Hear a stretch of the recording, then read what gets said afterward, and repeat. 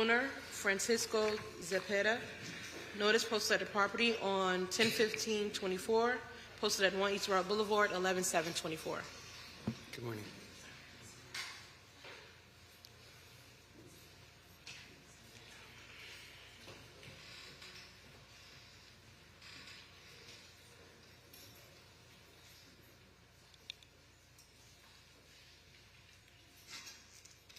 Good morning, Preston Mott, Building Inspector for the city, presenting case and address as read.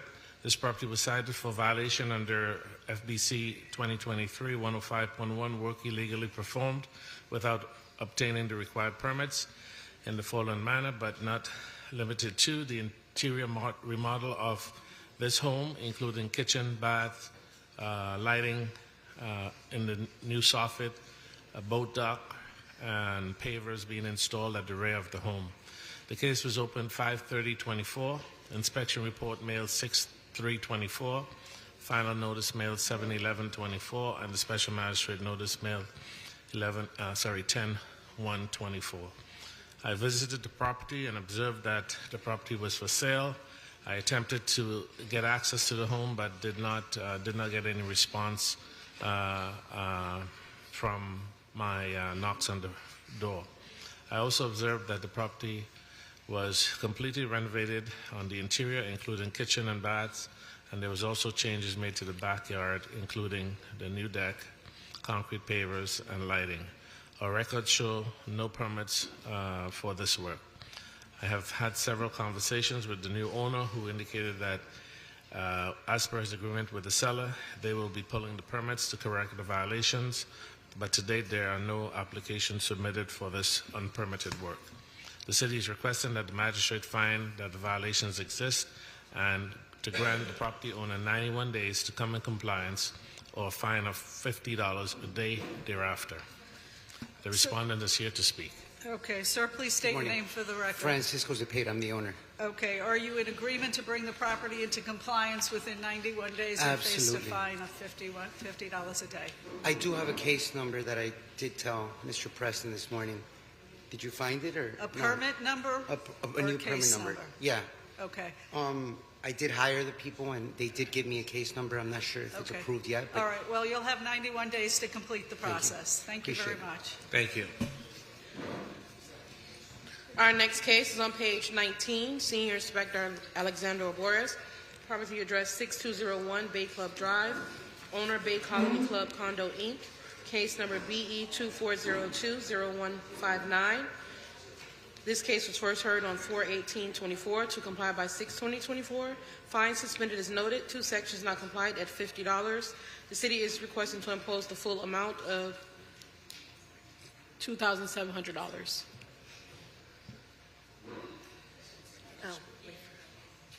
Which continues to accrue.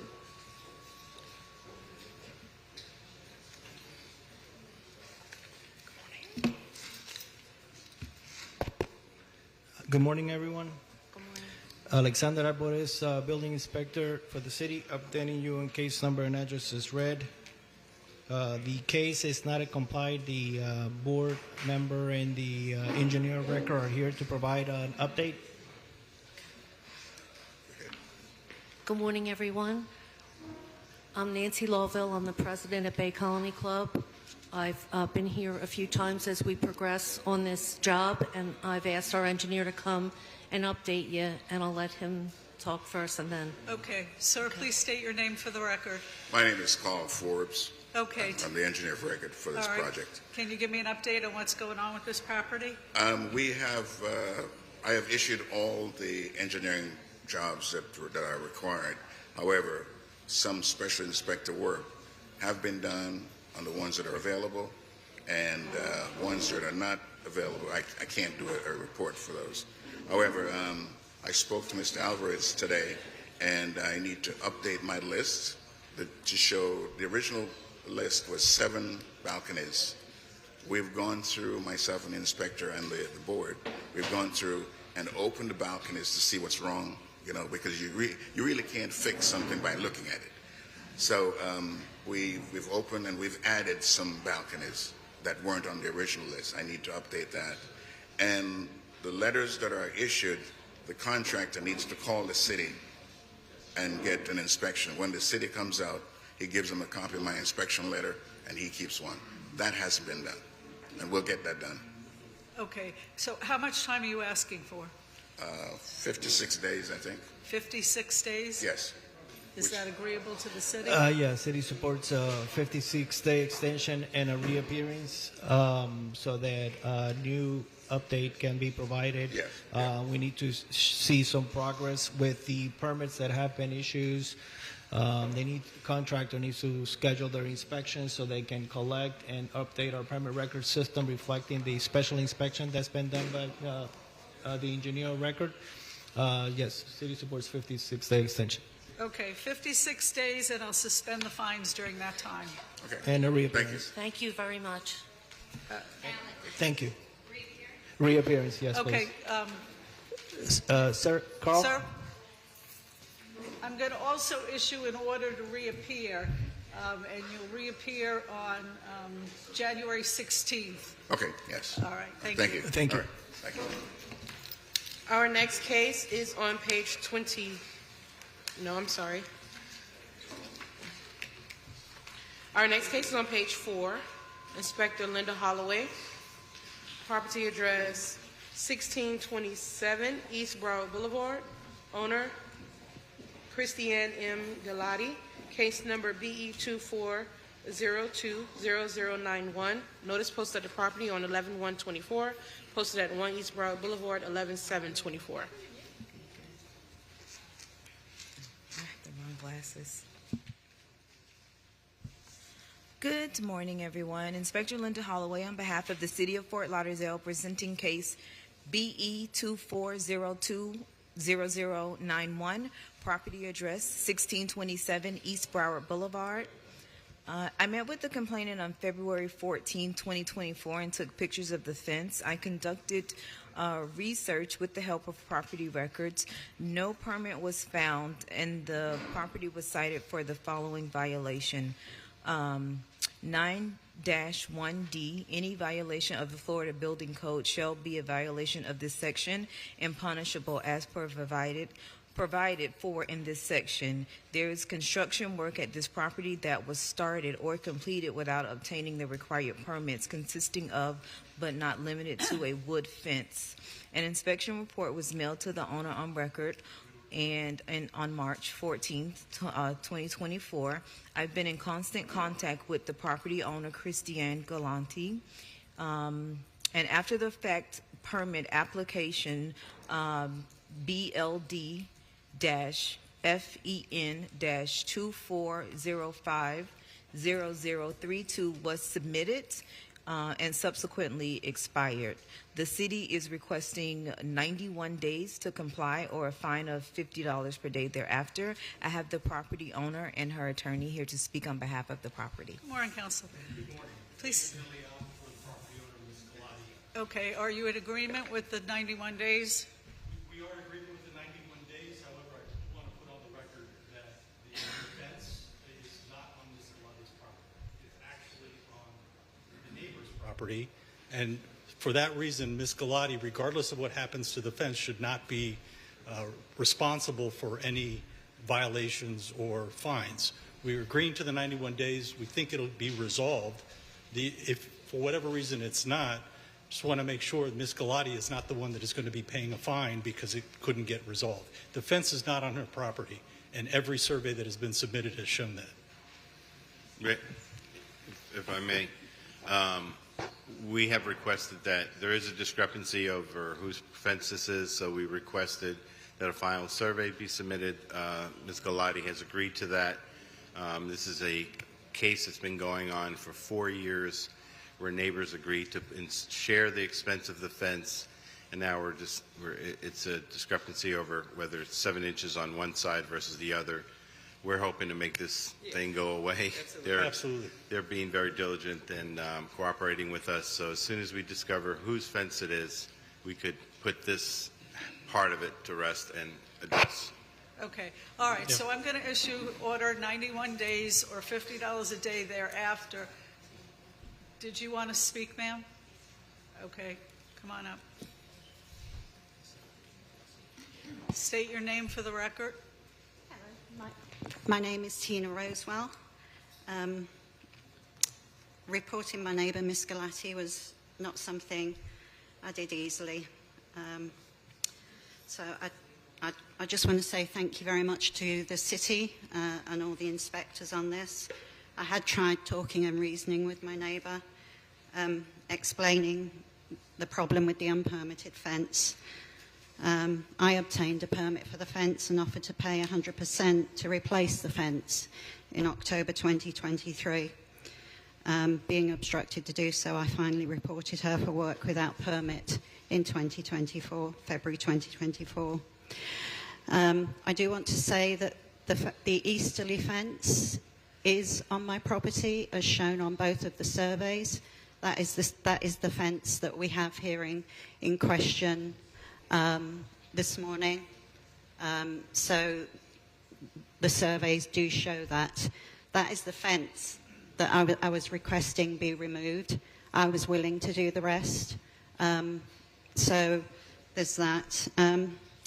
Anyway, I do want to thank the code officers for their great diligence and exceptional hard work in pursuing BE 240200091, and for the city rejecting her 3 attempts to pass an after-the-fact fence permit, FEN 240-50032, on 6/20, 8/13, and 11/24, due to zoning. Under UL, that was per her survey, under ULDR section 4719.5.b. Additionally, on a job check attended by George Wirtz on June the 10th, 2024, he stated that the fence was falling down and beyond repair and needed to be removed. Under ULDR 4719.5.e7, it states all fences should be maintained in good repair and in a secure manner. Okay, one moment. It appears that she's taking responsibility that the fence is on her property. So I guess, City Attorney? Well, the easterly fence is not on my property. That's the one that I asked to be moved. And as I've always said, I am happy to remove this fence, which I'm going to do, the fence that you see here. And it, like I say, it's that's been permitted anyway. So it's just the easterly fence that we were talking about in question. Okay, so there's still a dispute as to whose property that is on? Correct. No, the fence that may I? Yeah. I'll take the podium. I don't mean to pursue Yeah. it. Thank you. The portion, there's lots of fences. Okay. The small portion of the fence that we're here on today, it's undisputed under every survey that we have, is either 7 inches on Ms. Roswell's property or 15 inches onto Ms. Roswell's property. That was the initial boundary dispute. That portion that relates to my client, Ms. Galati, is on Ms. Roswell's property, is not in dispute. Okay. And Ms. Roswell, as of this past week, when our contractor was out at the property to remove that portion of the fence to try to moot the issue because a new fence has been placed, which is not at issue today. He was told by Ms. Roswell not to remove the fence that is at issue today because it's her fence, and he's not to touch it. That's where we are. Okay, all right. I cannot decide whose fence is what at this point. No, I understand. So I am going to give you all 91 days to submit the surveys and let the city make that determination, or $50 a day thereafter, and we'll go from there. If you have any problems, make sure you keep in touch with the inspector in order to, request more time if it's necessary. All right. Thank you very much. Thank you. Thank you. It's just the easterly fence that I have a question on. Thank you. I would just encourage you all.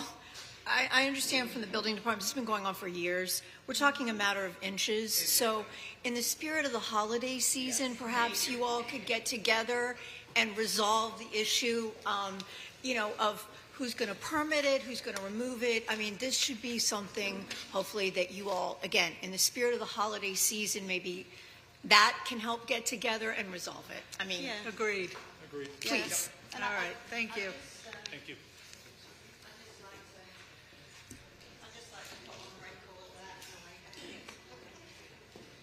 Our next case is on page 17. Could I just say that? I just wanted to say that those pictures appeared in my window on Christmas Day, and they're just vulgar. But Okay, all thank right. you. Okay. Thank you very much. Thank you, Your Honor. Our next case is on page 17, Senior Inspector Jose Satagusti. Property address 2314 East Sunrise Boulevard, Zone 2. What page? Owner, Keystone, Florida Property Hold, in care of Burdine's Tax Department. Case number BE 2306-0204. This case was first heard on 8/17/23 to comply by 10/19/23. One section not complied at $100. The city is requesting to impose the full amount of $11,900, which continues to accrue. There are 4 extensions noted. Good morning. Jose Saragusti, Building Inspector for the city, presenting the case number as read. The case is not comply. I will let the respondent to speak. Please state your name for the record. Good morning. My name is Tom Stevens. I'm with the Macy's Facilities Management. Okay. What is going on here? This has been going on We forever. right now we are waiting for Florida Power and Light, who 60 days ago we met with at the site. They're putting together their plans for a temporary service so that we can then make the repairs. We are still waiting for them to get back with us with their plans so that we know what that portion of the cost is and what we have to do. Okay. Have you followed up with them? Absolutely. Okay. They have not gotten back with us. All right. So what are you asking for more time? And Absolutely. We're going to need more time, and realistically, it is going to be quite a bit of time before this is concluded. And how much time are you asking for? 180 days.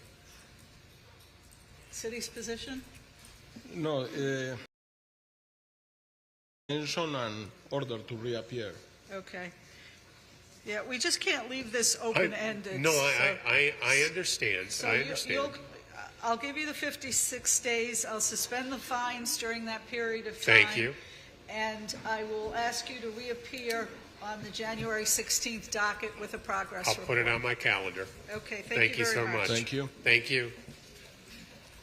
Our next case is on page 27, Chief Leonardo Martinez. Property address 1850 Northwest 49th Street. Owner, EWE Warehouse Investments. What would that be? 26 Limited. Case number BE 23070372. This case was first heard on 2/15/24 to comply by 8/13/24. One section not complied at $100. The city is requesting to impose the full amount of $9,900, which continues to accrue. Good morning, Chief Leo Martino, representing the city. Case analysis as read. The case is not in compliance. I'm going to let the representative to speak. Okay, please state your name for the record. Hi, my name is Maria Crocamo. Okay, why is this taking so long? Well, we actually have all the repairs just about all complete. A permit was pulled on 9/30. Repairs were made. Plans, had to be changed a couple of times. They've already completed most of it, and we're almost there to call for a final inspection. So we just have everything was very minor. It just took a long time from the engineer's part, and then we had to submit plan changes. Okay, so is the only thing pending the final inspection? A couple of small little repairs and then call for the final inspection. We're asking for an extension, if possible, of 120 days Your because Honor, of all the holidays. The extension needs to be requested by the engineer of record, and an issue permit, an active permit needs to be added into that letter. We haven't received none of that. Okay, she says that she has the permit. We have a permit. But they didn't provide the engineer letter requesting the extension. An engineer letter? And we've been in contact with everyone that in this process, so she didn't contact us. And plus, the engineer of record should know better that if does the engineer request for an extension, is that mandated by the code? Yes, Okay, with an active permit on that letter, okay. explaining why the extension is Okay. being requested. Okay, so that's what you need to do. You need to get your engineer to write a letter to the city, and at that point, do they get their extension automatically, or they have to be reset? Okay, what's going to happen is that when they provide a letter, the fines are going to stop. Okay. At the end, that when they complete the entire repairs and they submit another report, then they can apply for the limb amnesty at the end. Okay, all right. So what you need to do then is to get your engineer to write this report to stop the fines, tell him to request an extension. Okay. And explain why he needs you need the extension. Okay. And then the fines will stop as soon as they receive that report, okay? Okay. All right, thanks. Thank you. Thank you. Thank you. Our next case is on page 23. Chief Leonardo Martinez. Property address 400 Southwest 3rd Ave. Owner DFW 18 LLC. Case number BE 2308-0371. This case was first heard on 3/21/24 to comply by 9/17/24. One section not complied at $100. The city is requesting to impose the full amount of $6,400, which continues to accrue. Chief Inspector Leo Martinez representing the city. Case and address as read. The case is not in compliance. I'm going to let the representative to speak. Please state your name. Good afternoon, Board, Special Magistrate. My name is Jacob Nunez on behalf of the property owner DFW 18 LLC. We ask that the city not impose fines. Our compliance cutoff date was September 18th. To date, we've had electrical recertification actually rendered, and we turned it into the city. The work took about 2 months. There are 3 structures on the property. The owner's been diligent to date. We're actually in right now for building permit. That's building permit number BLDGEN 240902206. And we submitted before the compliance deadline. First round of corrections took 70 days to get back. The owner's been diligent. They remain steadfast on achieving not only the building permit, but getting the work done. We've also been in contact with our structural engineer, who is willing to provide the extension letter. And I understand that the code does not provide for the gap between submitting for the permit and actually receiving an active building permit. It's actually silent on the issue, and we ask that the city not impose fines on those grounds. Okay. Your Honor, this is similar to the previous case. They need to obtain the permit and then submit the letter. The fines will continue to run until they get that letter from your engineer, and then they'll be suspended, okay? So get the engineer to issue a letter telling them you need an extension and why you need it, and then the fines will be suspended. Okay, but it was my understanding that we couldn't submit that letter until we have an active building permit. An active building permit is actually when the permit's distributed, and that's the issue. The Broward County Safety Program provides no extension, actually is silent, completely silent in Section G between subsection 1 and 3, and it's completely silent on providing the applicant with the ability to actually get an extension that's making a good faith effort to comply within the deadline. Okay. It's silent because Ronald Montoya Hassan with the City Attorney's Office. I don't know, the code is silent. The code, the Broward County Code for the 40-year, and this I guess should go for everybody in the room, I can give my spiel, is that once the code is very clear and the process is very clear with Broward County. You have to have an active permit and you have to have an engineer letter signed and sealed indicating why you need the extra time before extra time is given. There's no discretion in that regard because obviously post-Surfside, the county regularly audits all the municipalities in Broward County to ensure that we are really holding firm with all of the deadlines. You know, they're making it a very big priority. So there is no discretion, unfortunately, but as the senior inspector, chief inspector has said, once you get the active permit and the letter submitted, then the fines will stop, and then once you come into full compliance, you and others in similar situations can apply for lien amnesty. Thank you very much. Last question. Is there an ability to stay the fines as of today's date, provided that we get the permit within a month?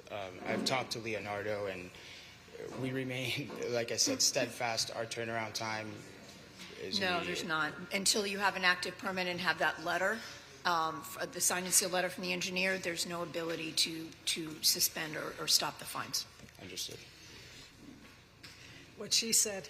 All right, Understood. thank you very much. Thank you all. Have a great day. Thank you. Our next case is on page 10. Inspector Preston Mark, property address 2630 Sugarloaf Lane, owner Carmen Camano, case number BE 24040106, notice posted at the property on 10/16/24, posted at 1 East Broward Boulevard, 11/7/24. Good morning. My name is Carmen Camano, and I want to thank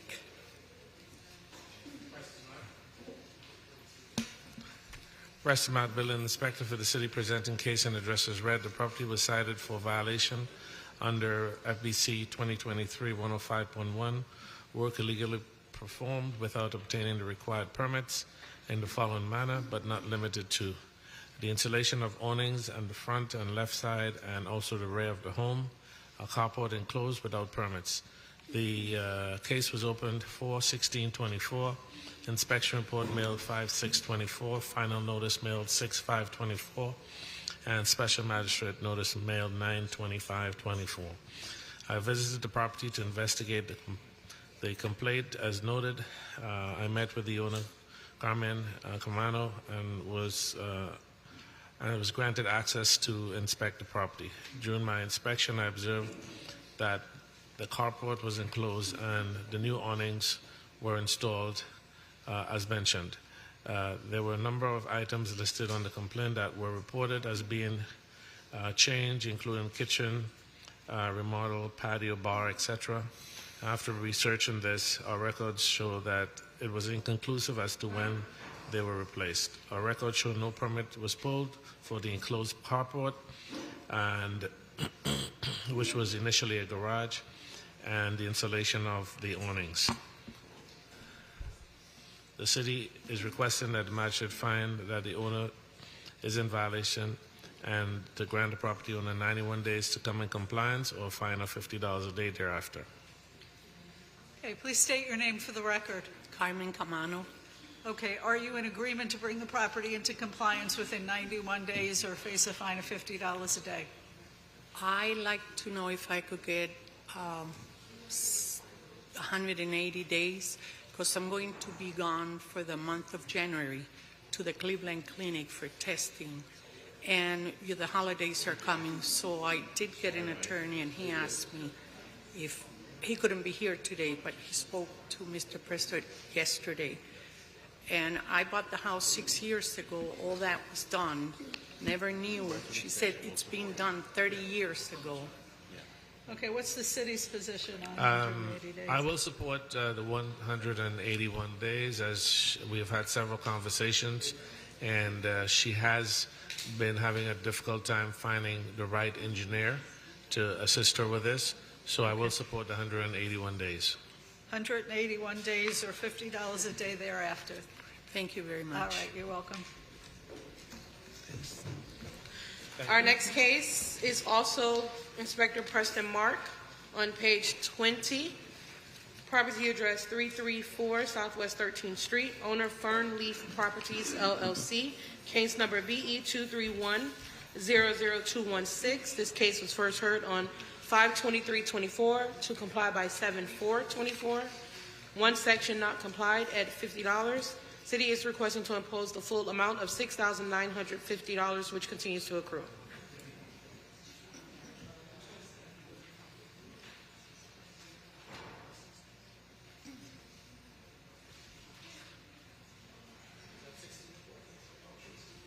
Street, 334 Southwest 13th Street, above ground pool.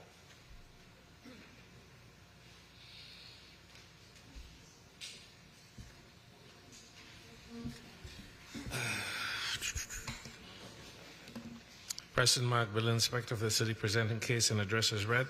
This case has not complied. I spoke with the owner, and she was not able to attend. I believe there's a representative here to speak. Correct. Go ahead. Please state your name for the record. Sir Amit Fox from Fox Days Property Management. Okay, and why is this property not yet in compliance? I'm here to represent the owner, and the reason the property is not in compliance is because we are going back and forth between the city and then the engineer for the last few months. Originally, when we discovered that the pool was actually installed incorrectly, we were very surprised because the installation company and the pool company told us it's an above-ground pool and we don't need any permits. So when we realized that we actually did a mistake, we took an architect and as soon as possible and started the plans. And now we're just back and forth with the city, but I believe that now all the permits is approved to start work. And if we can verify that, I'll appreciate it. And we'll start the work next week. But it was just a very long process for us as we're not from that field, and we're surprised. Okay, and how much time do you think you need to complete the project? I would say no more than 90 days. The city will support 63 days. If you're saying that the permits are issued, I'm not sure of that. I'll have to check. So we'll support 63 days. We'll stay the fines at present, but if it's issued, then we will comply the case and then bring it back for. What's the address? I'll check. 334 Southwest 13th Street. May I ask what's the correct fine at the moment? It's the accumulated fines are $69.50. That's $6,950. How did it reach that point? There was a hearing before, and she was given an extension. And after the extension, if she did not get the permits, the fines have begun and has been accruing since then. Is there a way to reconsider fines in that case? I won't reconsider any fines at this point until the property is brought into compliance. Yeah, but it's not there. So the fines, actually the permits are issued, so we will impose the fines. So we will go ahead and impose fines. The permits are issued. Okay, the permits have been issued? Yeah. So We the just case is confirmed. complied? Yeah.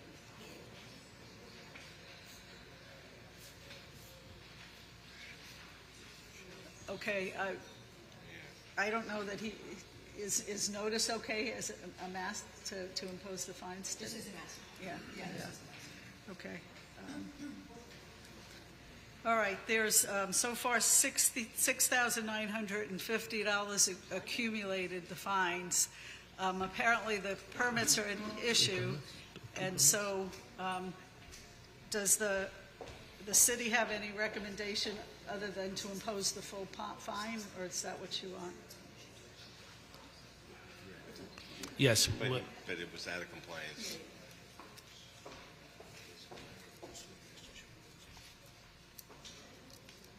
What was the recommendation? Apologies, Your Honor. I was just confirming that the issued permit complies the case. So the fines, as Your Honor has said, have accrued at $69.50, and it's up to Your Honor's discretion as to what you want to impose at this juncture. Okay, it looks like this was first heard in May of 2024 to comply by July of 4th of 24. And it was out of compliance for 139 days. And can you tell me anything you want to in mitigation of that fine? Like I said, we were very surprised we needed a permit. When the city came and said that we need a permit, we did it as soon as we can, but it was very hard to find a company that actually want to help us with a permit because it's such a small job.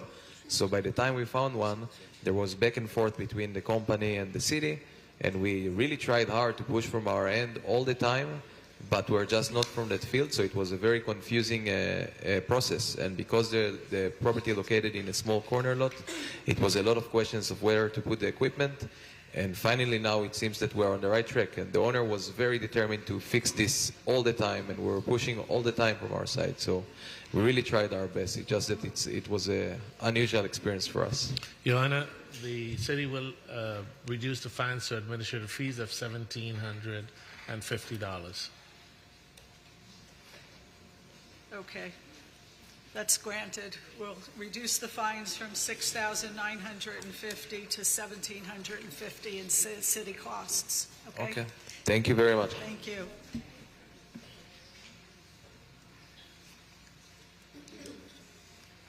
Our next case is on page 16. Inspector Andrew Gabbia, property address 3420 Davie Boulevard, owner Emmanuel Baptist Church of Holiness, Inc. Case number BE 2407-0014. Notice posted at the property on 10/14/24, posted at 1 East Broad Boulevard, 11/7/24.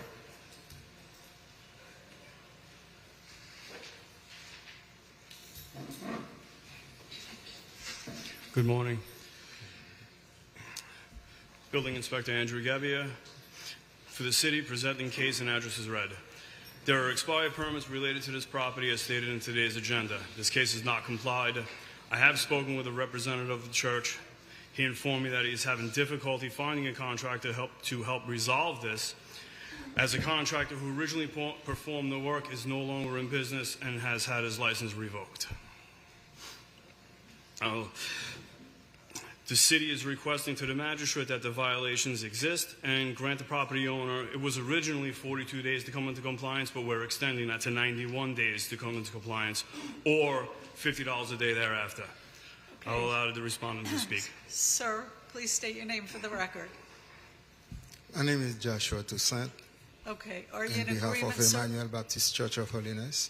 Are you in agreement, sir, to bring the property into compliance within 91 days or face a fine of $50 a day?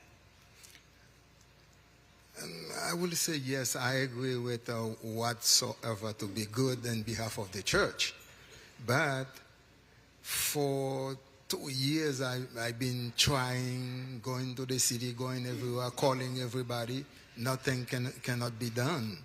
And then right now, whenever I call a contractor, they said there is no work to be done. So what I want them to be on to do on the building? The permit has expired, so it either has to be closed or it needs to be inspected. Is that right? Yes. Yeah. And then to let you know what's going on, before the permit expired, I went to the city on 6 by 6 trunk about 6 times discussing about it.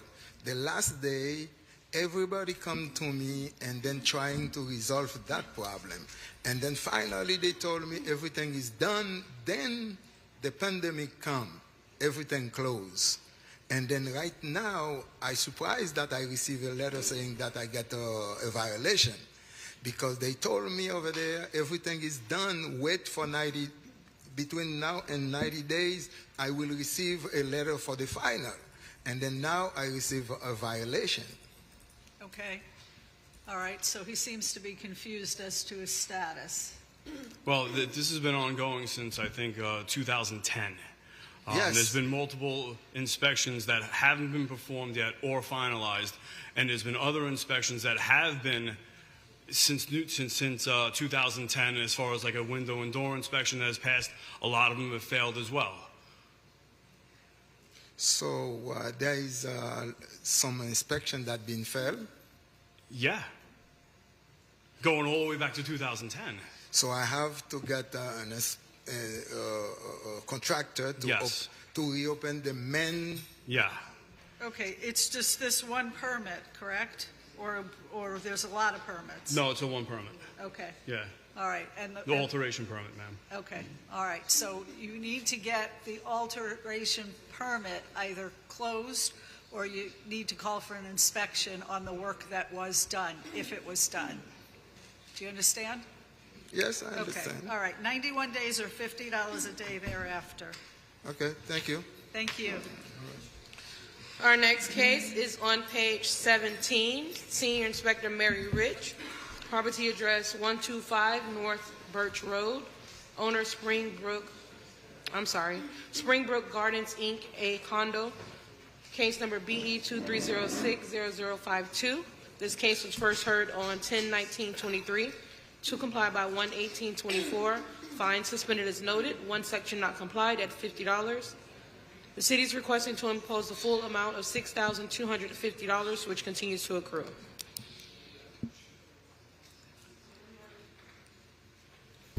Good morning. And Senior Inspector Rich with the City of Fort Lauderdale. Case and address are as read. The case was presented at Special Magistrate hearing on October 19th, 2023. This is a Massey hearing. I did speak with the respondent prior to the hearing. They're going to request an extension. The property is now vacated, from what they say, but I haven't been recently there to see if it's been vacated. So I'll let her speak now. Okay. Please Good state morning, your Your name Honor. for the record. Lauren Schwartzfeld on behalf of the association, Springbrook Gardens. Okay. How much time are you requesting? Well, the inspector said, the building has been vacated as of November 4th. Everyone has moved out. The intention of the owners is to sell and eventually demolish the building, as there's quite a bit of repairs. Sell and demolish? Which one? Sell, and then subsequently whoever buys it will demolish the building. And so my understanding is that they have engaged a broker to work on the sale, and the process will take approximately 90 days. So I would ask for... Do they have a buyer? There's quite a few letters of intent. They haven't chosen a buyer at this point. Okay. But they're going through the process. All so right. Any objection from the city to a further You don't have an extension? objection to an extension of 91 days? Okay. 91 days, and I'll suspend the fines during that time. Thank you, Your Honor. You're welcome. Thank you. Our next case is on page 7. Senior Inspector Alexander Boris. Property address 3051 Northeast 47th Court. Owner Wayne House Association, Inc. Case number BE 23080031. Notice posted at the property on 10/18/24. Posted at 1 East Royal Boulevard, 11/7/24.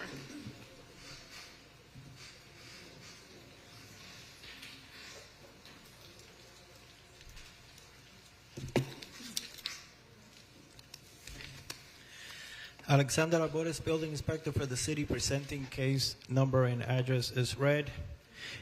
Initially, there were a couple of issues at this property as outlined in the engineer report dated June 6, 2023, prepared by George Akuri, PE number 0049526 from Akuri Consulting Engineering. The report pointed out two separate issues. First issue noted in the report pertains to the seawall, which the engineer deemed unsafe. A separate case was opened to address this issue, and the association has already taken appropriate action to address the unsafe condition of the seawall. The second issue concerns the porches and balconies along the entire building. This is why we're here today. The engineer recommended structural repairs for all the porches with a completion deadline of June 5th, 2025. This case, which we are discussing today, pertains to the unsolved repairs to the porches and balconies. The property was cited for violation of City Ordinance 9-280C regarding the deteriorated porches, balconies, including but not limited to steel columns in disrepair. The association issued a letter dated June 26, 2023, prepared by Paul Milberg, Esquire. The letter provides an opinion regarding responsibility for maintenance repairs to balconies. However, due to the ambiguity surrounding the responsibilities, separate related cases have been created in addition to this case, and each of the individual units has been cited. These related cases had not yet been presented. City is requesting for the magistrate to find the violation exists and to grant the property owner 56 days to come into compliance or a fine of $50 per day thereafter. Here today is the attorney representing the association, and that has additional information. Good morning, Counselor. Good morning. Paul Milberg on behalf of Wayne House. We acknowledge the violation. We acknowledge the need to take care of it as rapidly as possible. The association had a lot of issues with the engineer. They've subsequently hired a new engineer. I have a new report from that engineer that just came out the other day that needs to be finalized. They're in the process now of getting bids. When they get the bids back, they'll retain the contractor. It's a 30-unit association. They're putting a roof on in January. They entered a contract for that. This concrete restoration can be very expensive. They're expecting to have to levy close to a $2 million assessment to the 30 people. So while we understand, look, there's structural safety issues that need to get taken care of and the economics don't factor into that, we understand that. From a timing perspective, with the holidays coming up, getting the contractor in place, getting that special assessment levied and then paid by 30 people, there's going to be some problems collecting. How much time do you think you need? We don't mind coming back in the 50 whatever days, but we're hoping either one or the other, either not to have a fine hovering over their heads because they're not going to come back and say, hey, we have a permit, or if we could have, say, 91 days to have the permit going and everything else and then a fine levied. Either one would be acceptable. Okay. Yeah, the city recommends reappearance in 56 days. Listen to the progress, and we'll make the determination at that point to stop the fines, depending on the progress made. Yeah, I think that's the way to go. So you'll come back on January 16th to give me another progress, or actually be the other magistrate, but to give us a progress report. And there will be no fines during that period of time. If you miss the hearing, then the fines start to run, but that's where we're at, okay? Okay, thank you very much. Thank you. Thank you. Our next case is on page 26. Chief Leonardo Martinez, property address 1050 Seminole Drive, owner the Villa of Sunrise Bay Association, Inc., case number BE 2308-0151. This case was first heard on 2/15/24 to comply by 3/28/24. One section complied at $100. Total accrued fines, $9,600. The city is requesting to reduce to administrative costs of $1,275. Chief Leo Martinez representing the city. Case and address as read. The case is in compliance. I'm going to let the representative speak. Good morning. Good morning. Please state your name for the record. Regina Johnson Benjamin with MG Property Management. Okay. Are you in agreement with the reduction of fines from $9,600 to administrative cost of $1,275? We are. Okay, perfect. Thank you very much. Thank you. Our next case is on page 5. Senior Inspector Alexander Borges, property address 408 Northeast 6th Street, owner S.E. Solmar, LLC, case number BE 2409-0037, notice posted at the property on 10/30/24, posted at 1 East Broad Boulevard, 11/7/24.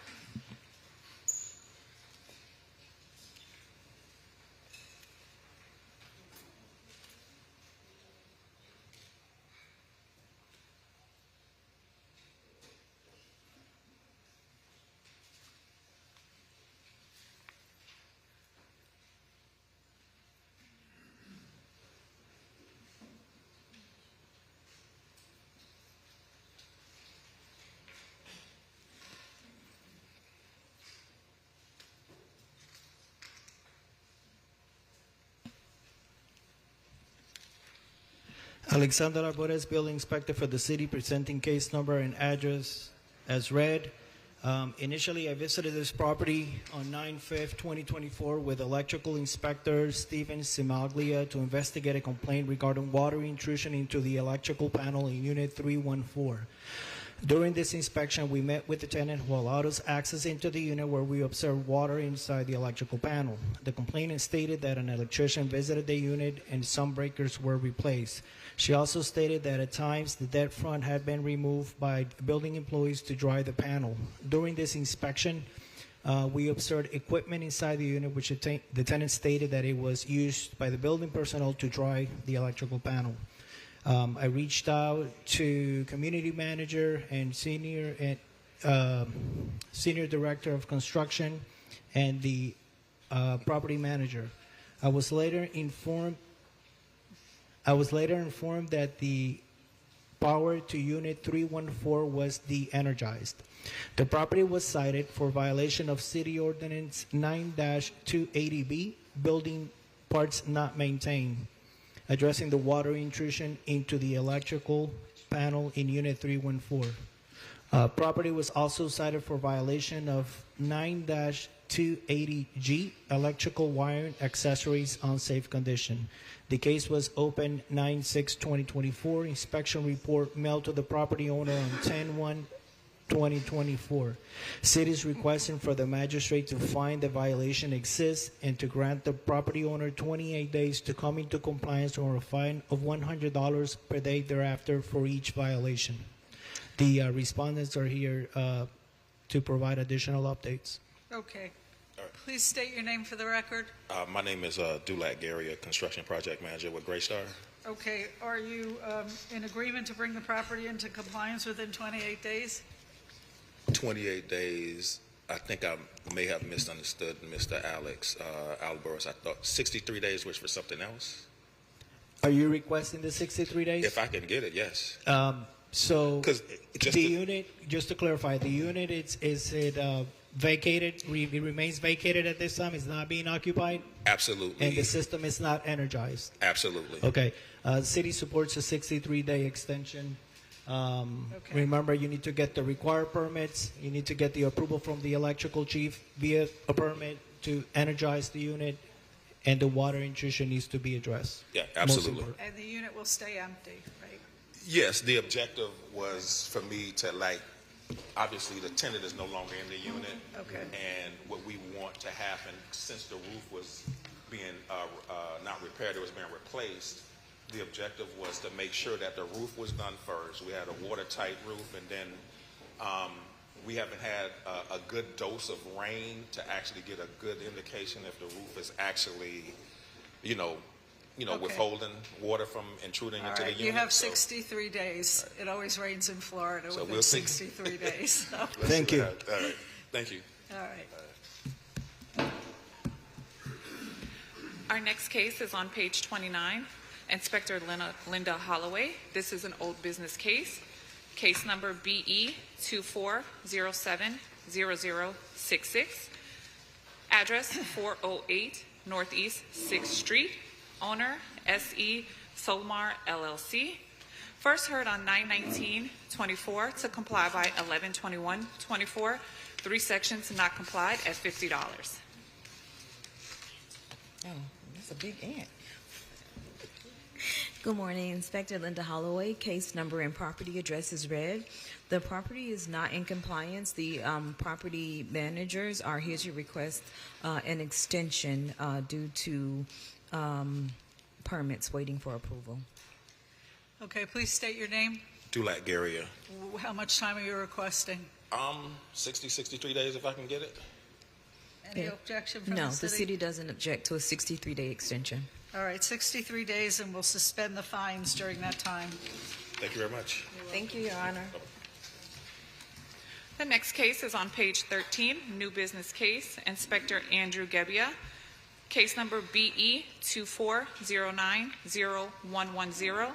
Property address 1506 Southwest 32nd Street. Owner Mr. Max LLC. Posted at the property on 10/22/24. Posted at 1 East Broward 11/7/24. New business.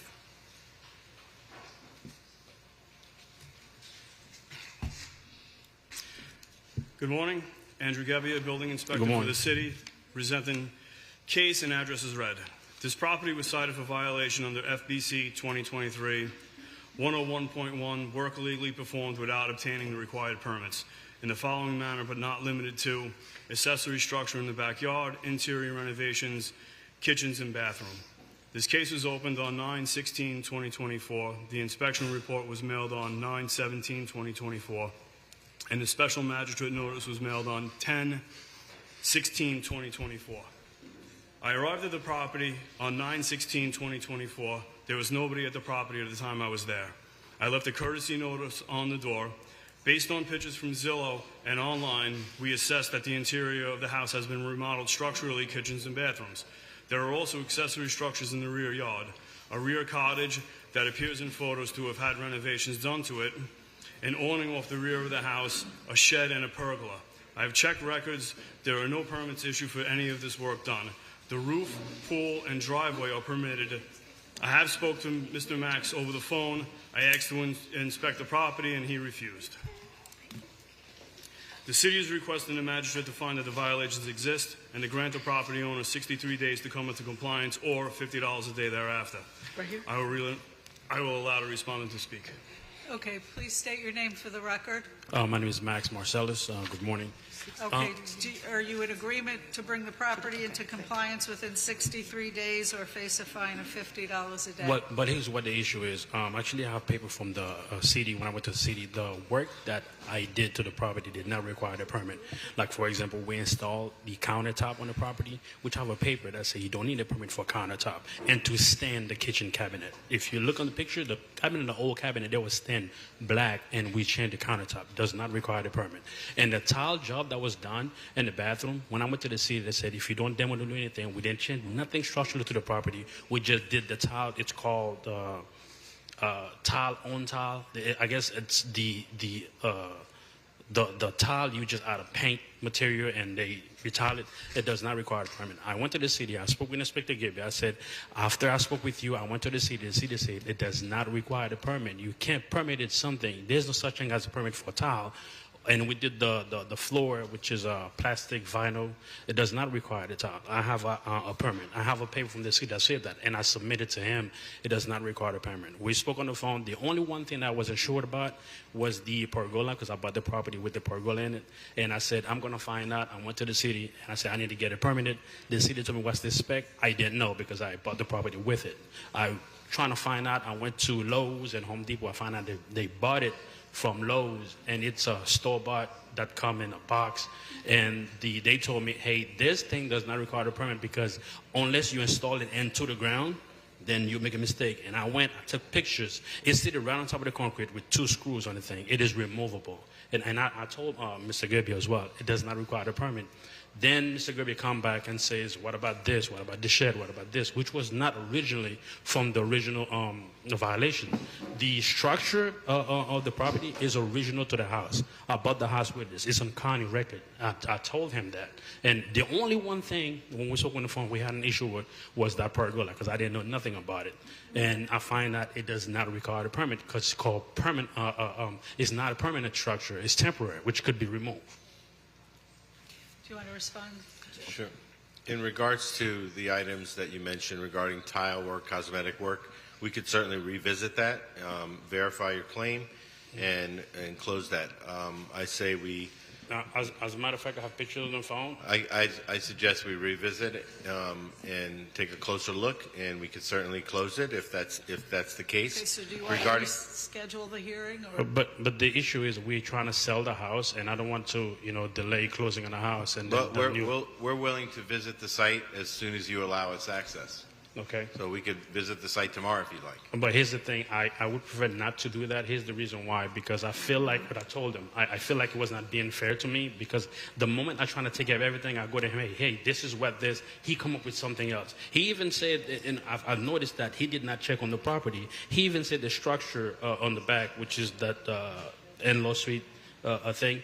Every house in that neighborhood comes with one. The case cannot be complied unless you give the inspectors access to the property. So you have a choice here. You want to sell the property? They can be there tomorrow. Well, I'm trying to sell it. The thing is, the property is a short-term and long-term, mid-term rental. There's money renting right now. We're trying to get them out and to sell the house. And I took pictures to show. And on the picture, you can tell what it is. The countertop was just replacing. So the issue is the pergola. If it's the pergola, I can tell tonight I'll remove it because I want to get this thing done. So yes, if you remove the pergola, that would solve that part of that violation. So Okay. if you're willing to remove the pergola, then remove it, and we can move on with that. As far as the interior, we're going to have to visit the site, verify, and we'll gladly close the case. Okay, but what is it that you need to verify? It's on the picture. You said I removed the countertop. I replaced. It doesn't need a permit. How you verify? Sir, that's what you're saying. Okay. That's why they need access to the property. Because that kitchen is a new kitchen. So if you're Okay. saying you just painted over and everything is the original layout as when the original kitchen was built, Okay. then that should be easily verifiable by an inspection. Okay. By the fact that you're not allowing access But- would indicate to a reasonable person that you have something to hide. No, that's not the reason why. The reason why I'm If saying. you're anxious to sell and you just need, and the assistant building official is saying access just to verify everything is in the original location, the outlets are in the original location, the cabinets are in the original location, it's just painted and doing work that doesn't require a permit, it requires an inspection, that's it, and the case will be closed. Okay. And as he said, he'll be happy to help facilitate and get somebody out, within a couple of days so you can continue on. Okay, so I'm willing to set up a meeting with you tomorrow. I will meet you tomorrow, and we can walk through. Let me find out as I can get to the property. I can, as soon as I get out of here. But regarding the pergola, even though it doesn't need a permit, I still have to pay somebody to remove it because it doesn't require one. That's the It question. does require a permit. I'm not sure who gave you that information, but it most certainly does require a permit. If it's a pergola that you could fold up in 15 minutes and put it in your garage, I would agree with you. But you can't just because it's not anchored to the ground call it removable, because that's the whole purpose of getting a permit, so it doesn't blow away during a hurricane. Okay. All right. So I'm going to grant the 63 days, and they'll be out tomorrow, and hopefully can close the case. If everything you're testifying to today turns out to be true, then you will have no problems, okay? Okay, thank you. All right.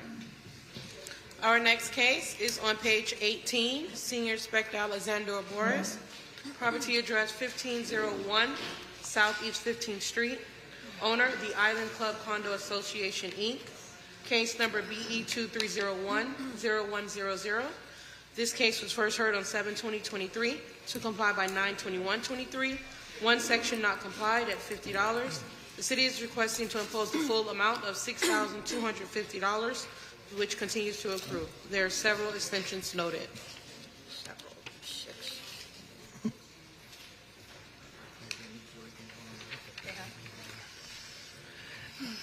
Alexander Arbores, Building Inspector for the city, updating you on case number and address as read. Property remains not in compliance. Property was cited for violation of City Ordinance 9-309A, mechanical, electrical equipment and devices in disrepair. Mr. Barone is here to provide an update. They have obtained the required permits. This has been ongoing for a very long time. They changed board president a number of times. Mr. Barone came along, and there's progress actually began to happen. He's here to provide an additional update. Please state your name for the record. Chris Barone, HOA President, the Island Club. Okay, Mr. Barone, why is this taking so long? Well, multiple times we've stated our first property management company went out of business and left us hanging. I took over as board president on March. How much time you need? Well, we need 180 days. We have permit. Construction has started. There was a permitting issue, as he knows, and multiple code inspectors have been out there, where the permit was allowed to proceed without a portion of the structural. We've just submitted for that structural portion to be corrected. We're at the foundation level, and we cannot get the inspection on the rebar because the structural has not been approved or moved forward. That permit was applied for Wednesday. I signed all the notary systems, so we're... Okay, city's position on this? City supports, now that the permit is issued, city supports a 180-day extension to allow them to complete all the inspections and bring it into compliance. Okay, 180 days, I'll suspend the fines during that time. Perfect, thank you. You're welcome. Thank you. Thank you, Officer. Your Honor, at this time, the city is requesting a recess. Okay.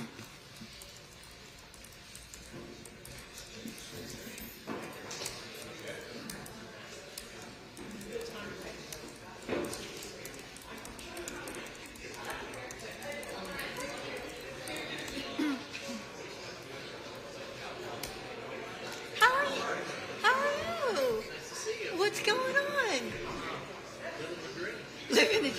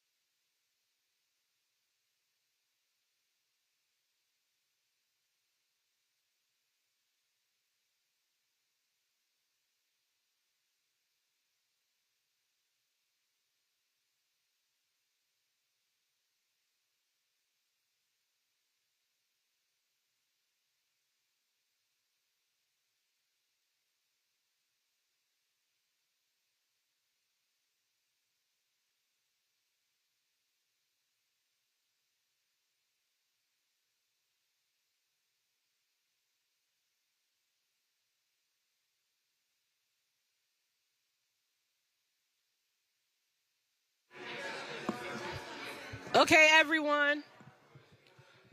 Hello, good morning. We're going to resume our hearing. Quiet.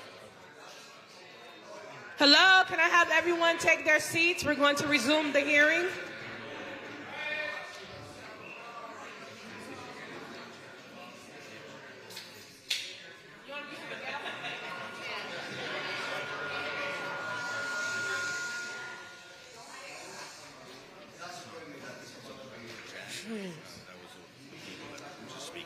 Uh-huh. I know, but he's like lip.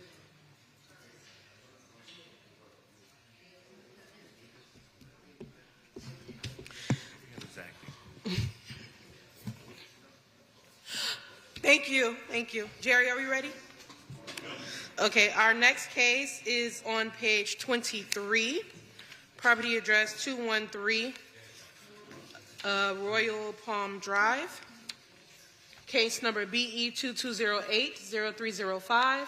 This case was first heard, owner, Maury Legacy Foundation, Inc., Chief Leonardo Martinez. This case was first heard on 6/15/23 to comply by 7/13/23. Fines suspended as noted. One section not complied at $50. Total accrued fines $15,700. The city is requesting to vacate the order imposing fine from 9/19/24 and impose the full the full amount which continues to accrue. Building Inspector Leo Martinez, representing the city. Case and address as read. That was request to vacate the order, and there is a permit applied already to resolve the violations that we have on this property. But the permit is still in process. I'm going to allow the representative to speak. Good morning, Councilor.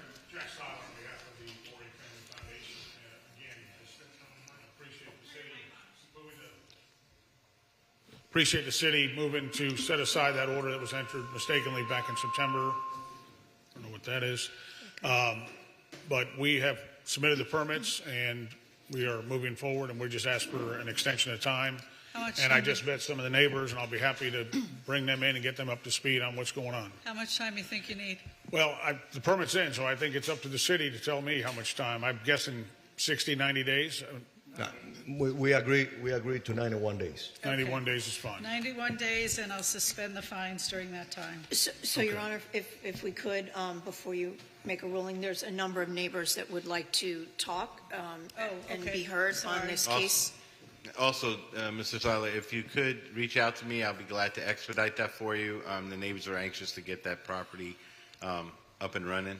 No, I appreciate that. I'll call them. I learned a few things this morning from the neighbors. I have a neighbor on that street that was keeping me up to date on that property, and evidently that neighbor is not aligned with all the other neighbors, so I need to now follow up with the neighbors. I happen to know 3 of the neighbors that are referenced here today, so But I'll be glad to expedite the permit for you in consideration of the neighborhood. No, that would be great, because we're ready to go. I mean, there's no financial issues.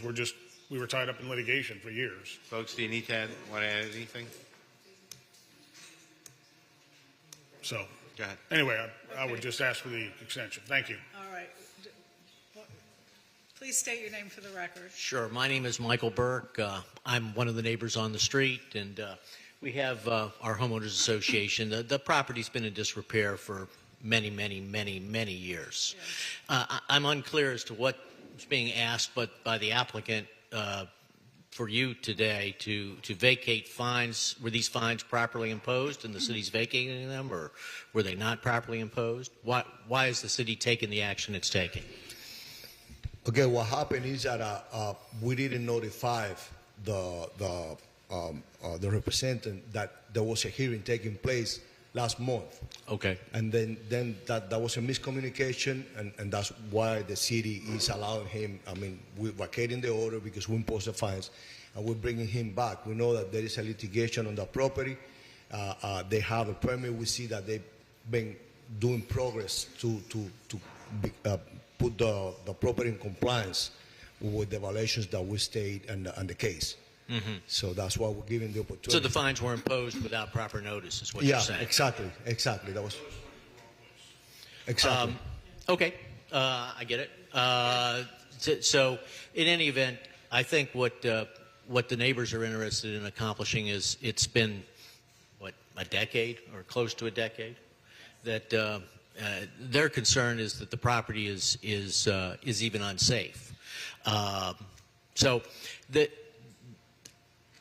I don't know that I have anything more that's legally significant to add to what you all are considering, except that the folks are very, very concerned with how long this has taken and would really like to see some code compliance. Yeah, I understand and I agree.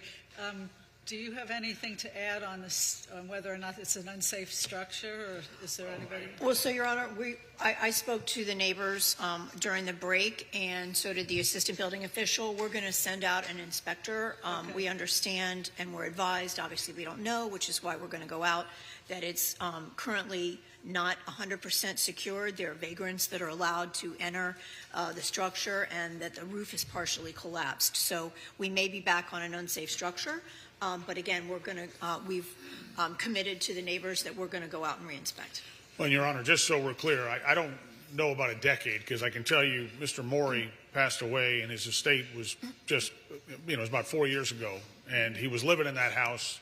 In fact, the estate was probated here in Broward County. What happened is that estate got into substantial probate litigation both here and abroad. We had international litigation involving that. We had about 5 judges involved in various aspects of Mr. Morey's estate. So all this has really happened since the litigation, which I would have to look up the case number, but my recollection is it would have been 20 or 21 when. So he was living in the house before that, and as many of you know, Mr. Morey was a very involved person here in the community and a big benefactor and donor to a lot of charitable activities. Okay, I certainly understand the frustration of the neighbors, but it's on my radar now, and we are going to move forward, and we'll give them 91 days. I'm going to issue an order to reappear. That'd be great. And if I appreciate Joe Pasquarello bringing it up, but if they can expedite the permit, that'd be wonderful, I think, for everybody involved. Yeah, we'll try to expedite the permit and keep things moving. All right? Thank you. Thank you. Thank you. Okay. All right, thank you very much. So Jack, you're going to reappear on my February 20th docket if the property's not in compliance, okay? That'd be great. Thank you. All right, thank you. Appreciate everybody. Thank you. Our next 3 cases are on page 21. Inspector Preston Mark, property address 1405 Northeast 4th Court. Owner Saeed Tasharofi. Case number BE23120132. This case was first heard on 6/20/24 to comply by 9/19/24. One section not complied at $50. The city is requesting to impose the full amount of $3,100, which continues to accrue.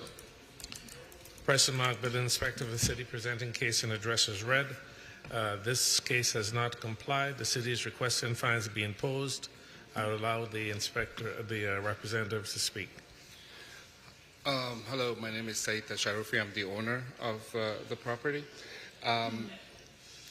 I was struggling to get the permits worked out, and permits are in review, actually. There is, I need to submit, I just need time to finish the permits. How much time are you asking for? I would think 4 months, 3 to 4 months should do it. I'm just worried about the holidays, that's all. The city's position was to support 63 days extension, but will be okay to give him 181 days extension. Okay. All right, 181 days, and I will suspend the fines during that time. Thank you. So I was kind of confused as far as the fines. I thought that, am I being fined currently? I was fined? Okay, I just wasn't aware of that. suspended the fines, but they have accrued because the property was out of compliance for 62 days. And I'm not going to address that at this hearing until the property is in compliance, and then we'll go from there. Okay? Okay, we have a second case. Our next case is property address 1409 Northeast 4th Court 4, case number BE 23120154. This case was first heard on 6/20/24 to comply by 9/19/24. One section not complied at $50. The city is requesting to impose the full amount of $3,100, which continues to accrue. Preston Mark, Building Inspector for the city, presenting case and address as read. This is a sister property to the case prior. The case has not complied. The city is also requesting that the fines be imposed. Will also support 180 days extension and fines be stayed. Okay. State your name again for the record. Saeed Tasharufi. All right. You're in agreement with the 180 days with the Thank you. 81 Thank you. with the suspended fines. Right. Same as the last case. Okay, I see. Just last question. I still have to pay the fines regardless? Not right now. Okay. You get the property into compliance, you'll come back and address the fines. Okay. Thank you. Wait, you got one more, I think. No. Property address 1628 Northeast 7th Ave. Owner Wesley R. Blanc, LLC. Case number BE 231-00226. This case was first heard on 7/18/24 to comply by 9/19/24. One section not complied at $50. The city is requesting to impose the full amount of $3,100, which continues to accrue. Preston Mark, Building Inspector for the city, presenting case and address as read. The case has not complied. The city is requesting that the fines be imposed. The respondent is here to speak. Please state your name for the record. Hello, good morning. My name is Wesley Blanc. Okay, and why is it taking so long, Mr. Blanc?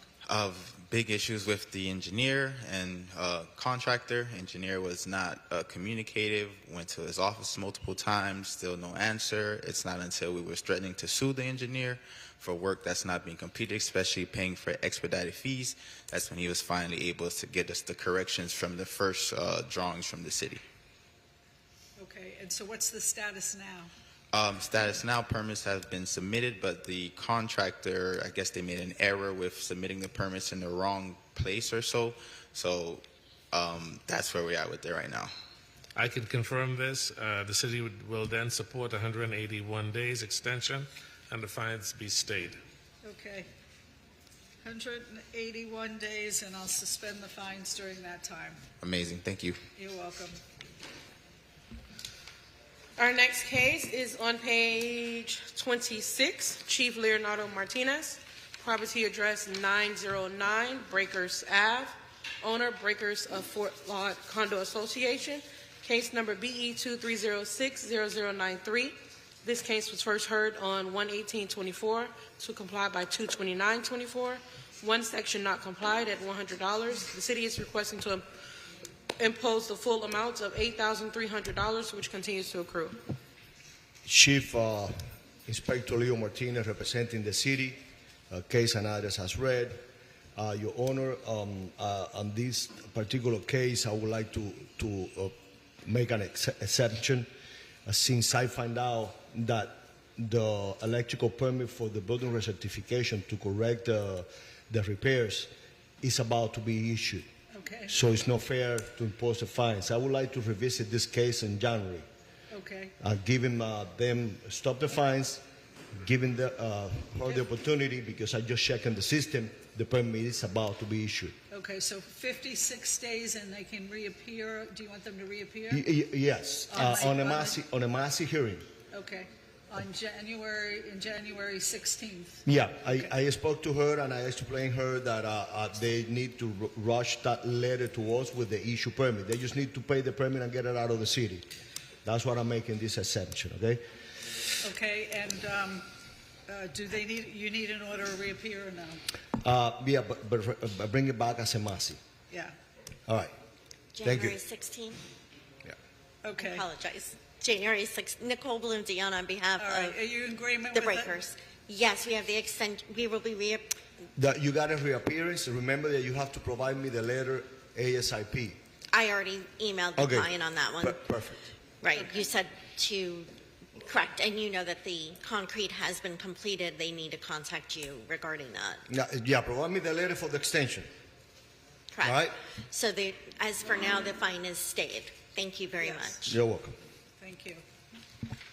Our next case is on page 8. Inspector Preston Mark. Property address 1104 Mango Isle. Case number BE 24020138. Owner Neil A. and Lori A. McGarry. Notice posted at the property on 10/18/24. Posted at 1 East Borough Boulevard, 11/7/24. Preston Mark, Building Inspector for the city, presenting case and address as read. The property was cited for violation 105.1 Florida Building Code 2023. Work illegally performed without obtaining the required permits in the following manner, but not limited to: the installation of a jacuzzi, deck, and dock, including electrical at the rear of the home. The case was opened 2/21/24. Inspection report mailed 2/26/24. Final notice mailed 4/1/24, and special magistrate notice mailed 6/18/24. I visited the property and with my inspection, I observed that the work was done, including the installation of new decking on the deck and dock. I also noticed that a jacuzzi was installed, including electrical. Records showed no permit was issued for this work.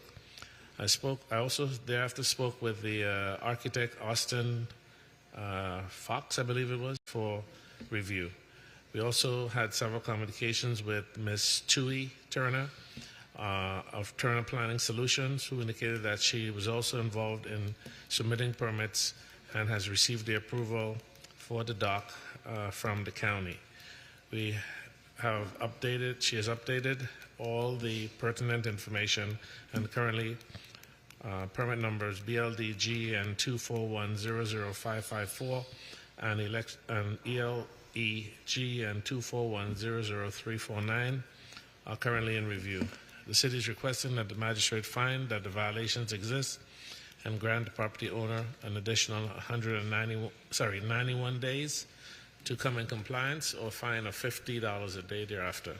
The respondent is here to speak. Councilor.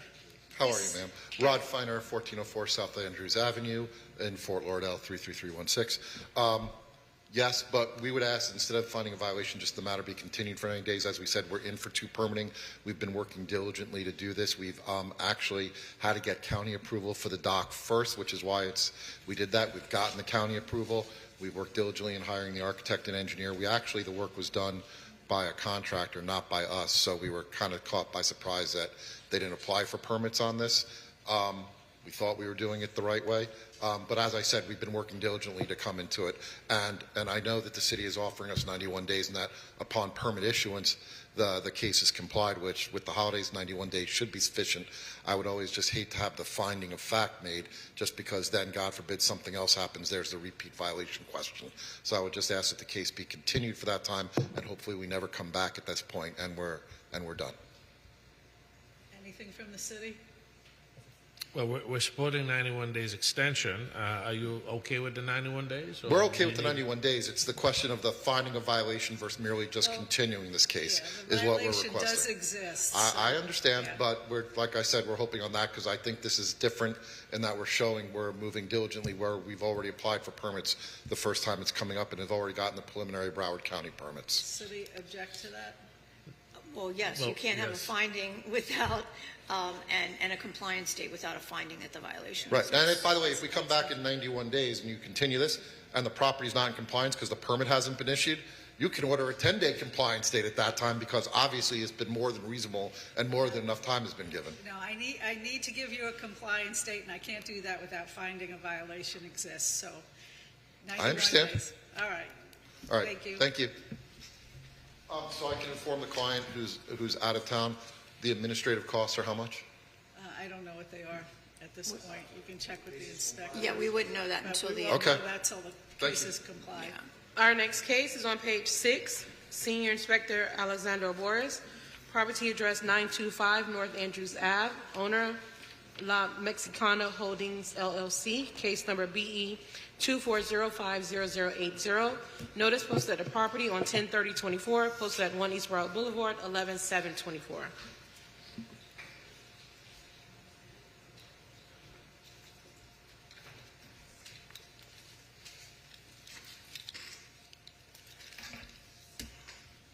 Alexander Alvarez, Building Inspector for the city, presenting case number and address as read. This property was cited for violation of Florida Building Code 2023, Section 105.1, work without permit, including but not limited to interior alterations that include framing, exterior windows and doors removed at the west and south exterior wall of the building, exterior openings, infills at the south wall. This case was opened on May 14, 2024. Inspection report mailed out to the property owner May 17, 2024. Final notice mailed June 27, 2024. Record shows no permit application. City is requesting for the magistrate to find that violation exists and to grant the property owner 63 days to come into compliance or a fine of $50 per day thereafter. City is also requesting for the final order to be recorded. Owner's representative is here to speak. Please state your name. Good Sydney morning. Sants on behalf of the property owner. Okay, and are you in agreement to bring the property into compliance within 63 days or face a fine of $50 a day? I did speak to Mr. Alvarez about this. This property is currently undergoing a change of occupancy. So we met with the city, with the planning department on November 7th, and we are finally good to go on our permit. So we're making the revisions to the plans. We got approval on the preliminary plans that were prepared by the architect. In the next 2 to 4 weeks, we're anticipating that we'll submit with the revisions that were requested by the city. So we're just requesting 91 days just to allow us to get through that process, and then in order to reappear to give you a status update at that time. Any objection from the city? Yeah, the property is not, it's vacant right now. It's not being occupied. The city does not object. Okay, 91 days or $50 a day thereafter, and in order to reappear on my February 20th docket. Thank you so much. You're welcome. Our next case is on page 18. Inspector Linda Holloway, property address 601 Northwest 22nd Road. Owner Betty Soul Food Inc. Case number BE 2301-0147. This case was first heard on 9/21/23 to comply by 11/23/23. Fine suspended as noted. One section not complied at $100. City is requesting to impose the full amount of $27,200, which continues to accrue.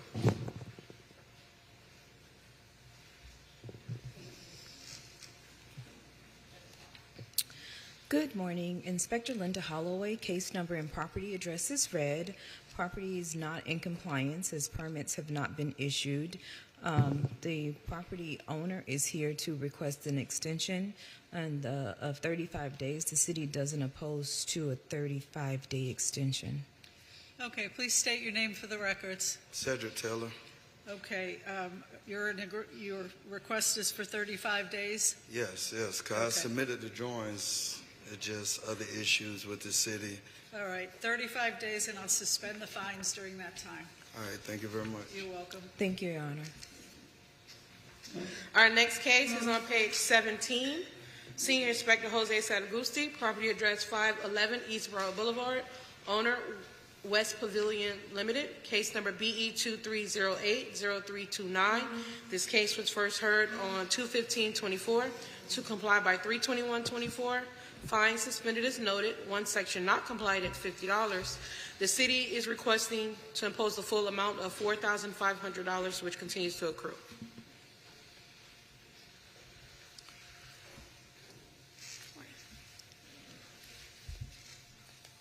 Jose Saragusti, Building Inspector for the city, presenting the case number as read. The case is not complied.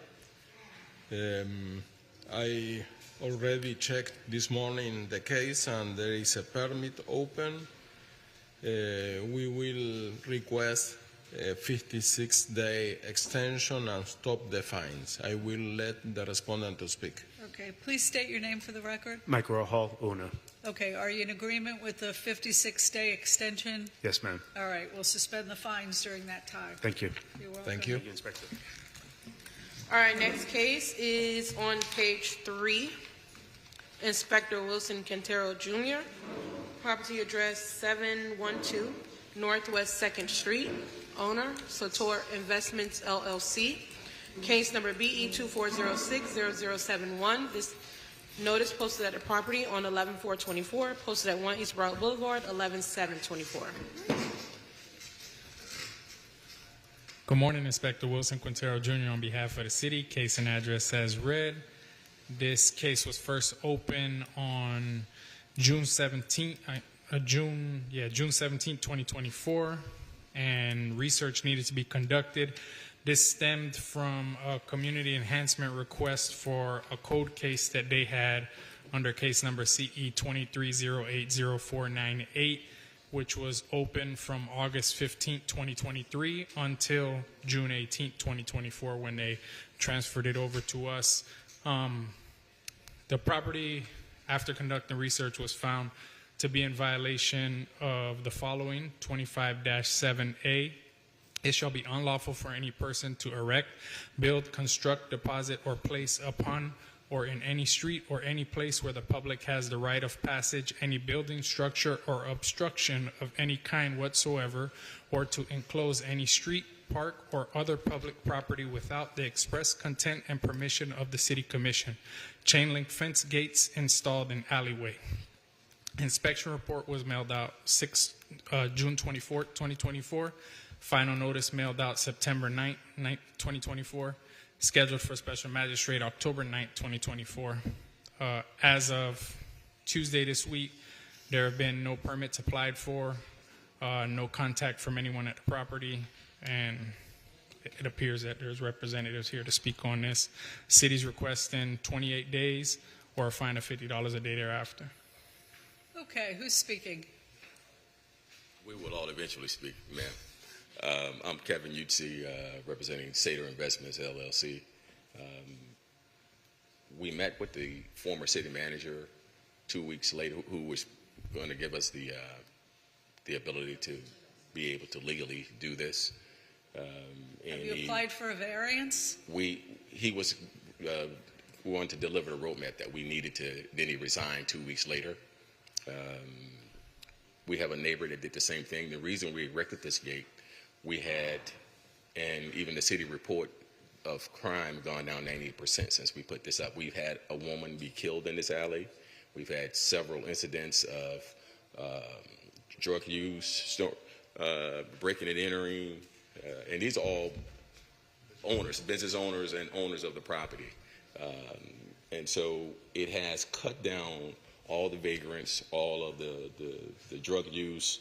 Is it your intention to apply for a variance? It is our intention to, yes, to apply for a variance to keep the fence up, yes. Okay. And how much time are you requesting to do that? 60 days with the holidays.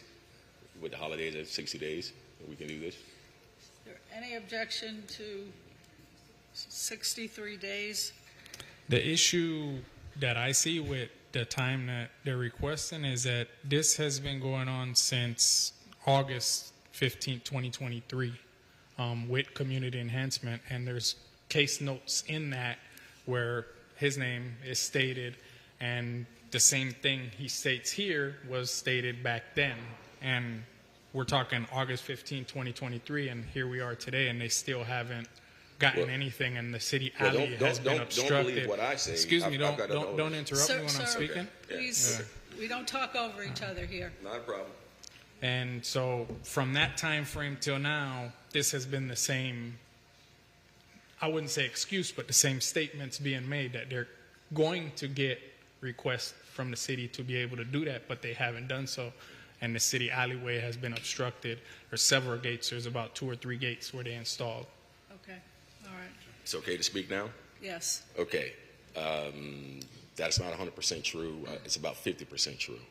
Each time they came out, we followed what was given to us by going to the city manager, because our neighbors to the south have a gate up, and they had to follow apparently a process that we weren't aware of.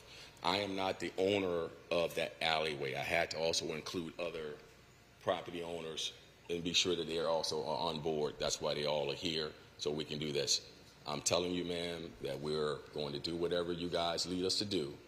With the holidays, I don't see how we can get it done in 25 days. That's why I'm asking for the 60 days. And listen, I'll be responsible for it, and we can go from there. So I'm a little curious, why would you go to the city manager? The city manager has absolutely generally nothing to do with any administrative variance processes. That is the department. Obviously, you go to permitting, you go to planning and zoning for variances, you go to building for permits. City manager doesn't have anything to do with those processes on a day-to-day basis. I don't know who it was that works behind the counter when you go off of the location on 6th Street, where the old school used to be. It was a young man there. I don't think it was you. It was another gentleman there who instructed me to go to the city manager and figure out how to get this done, because there was something about actually taking this alley away from being city responsibility and like gaining that and making it private versus a public alleyway. So that was the instructions that we were given. But if you guys give us the proper instructions right now, then that would be the way that we would go.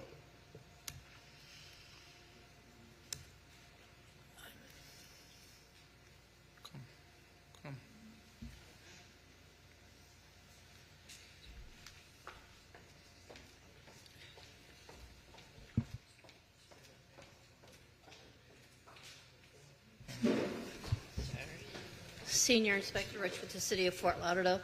I think what you need to do is petition to vacate the alleyways. That's what they did in the other, that's what it was. on the Yes. other alleyways in that area. They did vacate them to the property owners, and then they were allowed to put the fencing up. That's what so that's I don't what know we if need that's to do. what originally happened with the city manager Right. previously. That's exactly what we need to do. We just never got the roadmap on how to do it. You might want to get with those property owners that have They're here. those fences. Do they? Because it's been a long time since the other alleyways have been vacated. Mm-hmm. So I don't know what process they need to go to vacate the alleyways. Might need to go through. That's why we went to the city manager. Yeah. Okay. I'm not sure if the ABO knows anything about vacating the alleyways, how to vacate them. I would begin with an email, a group email with engineering, the building official, to get that ball rolling. But like Wilson said, this seems to have been going on for quite some time. At this time, we can't support an extension. We certainly will take into consideration if they get approval. We certainly can, reduce the fines. But at this point, we can't support any longer extension. Okay, there seems to be some confusion on how to get this done. So, I guess I can understand why they're confused if we don't exactly know what the process is. So I'm going to I'll give you 56 days or $50 a day thereafter. And Inspector, you want an order to reappear? And who do we contact? I mean, really don't. You don't need, I don't need a reappearance. Yeah, just right. either the fences have to come down or they have to get the approval that they're allowed to stay. And then if they do get that approval, then they're going to need permits for the fences as well. So. Okay, so I might say something. Please state your name for the record. Marco Rodriguez. Okay. Before they put that up, we really were having a bad problem there. I get the issues with the problems you're having, but my job is to enforce the code. Right. And you just can't go putting up fences on a public right-of-way without getting permission from the city in some form or fashion. So I'm giving you 56 days to figure it out, and hopefully you can get it done. Can you tell us where to start? No, I'm not. No, I can't. Okay. I mean, my job is enforcing the code. I don't know what the processes are, so you're going to have to get some help. Or take the fence down.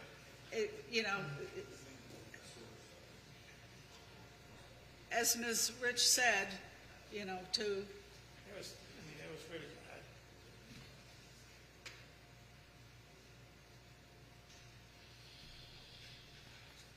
So she's handing me, it says, to vacate a city alleyway in Fort Lauderdale, you need to submit a petition to the City of Fort Lauderdale's Development Services Department, which likely will require providing proof of property ownership, a plat map showing the alleyway, and demonstrating that vacating the alley won't negatively impact access for adjacent properties.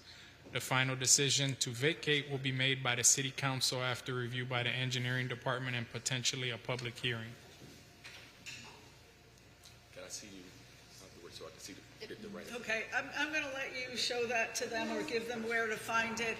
56 days is the extension, and I'll suspend the fines during that period. Next case. Thank you.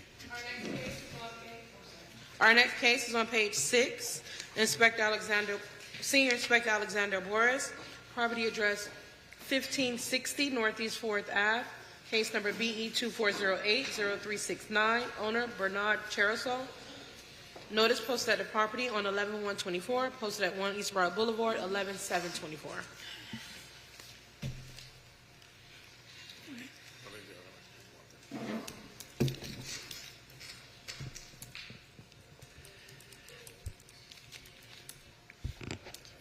Alexander Alvarez, Building Inspector for the city, presenting case number and address as read. The property was cited for violation of Florida Building Code 2023, Section 105.1, for work and change of use without a permit, including but not limited to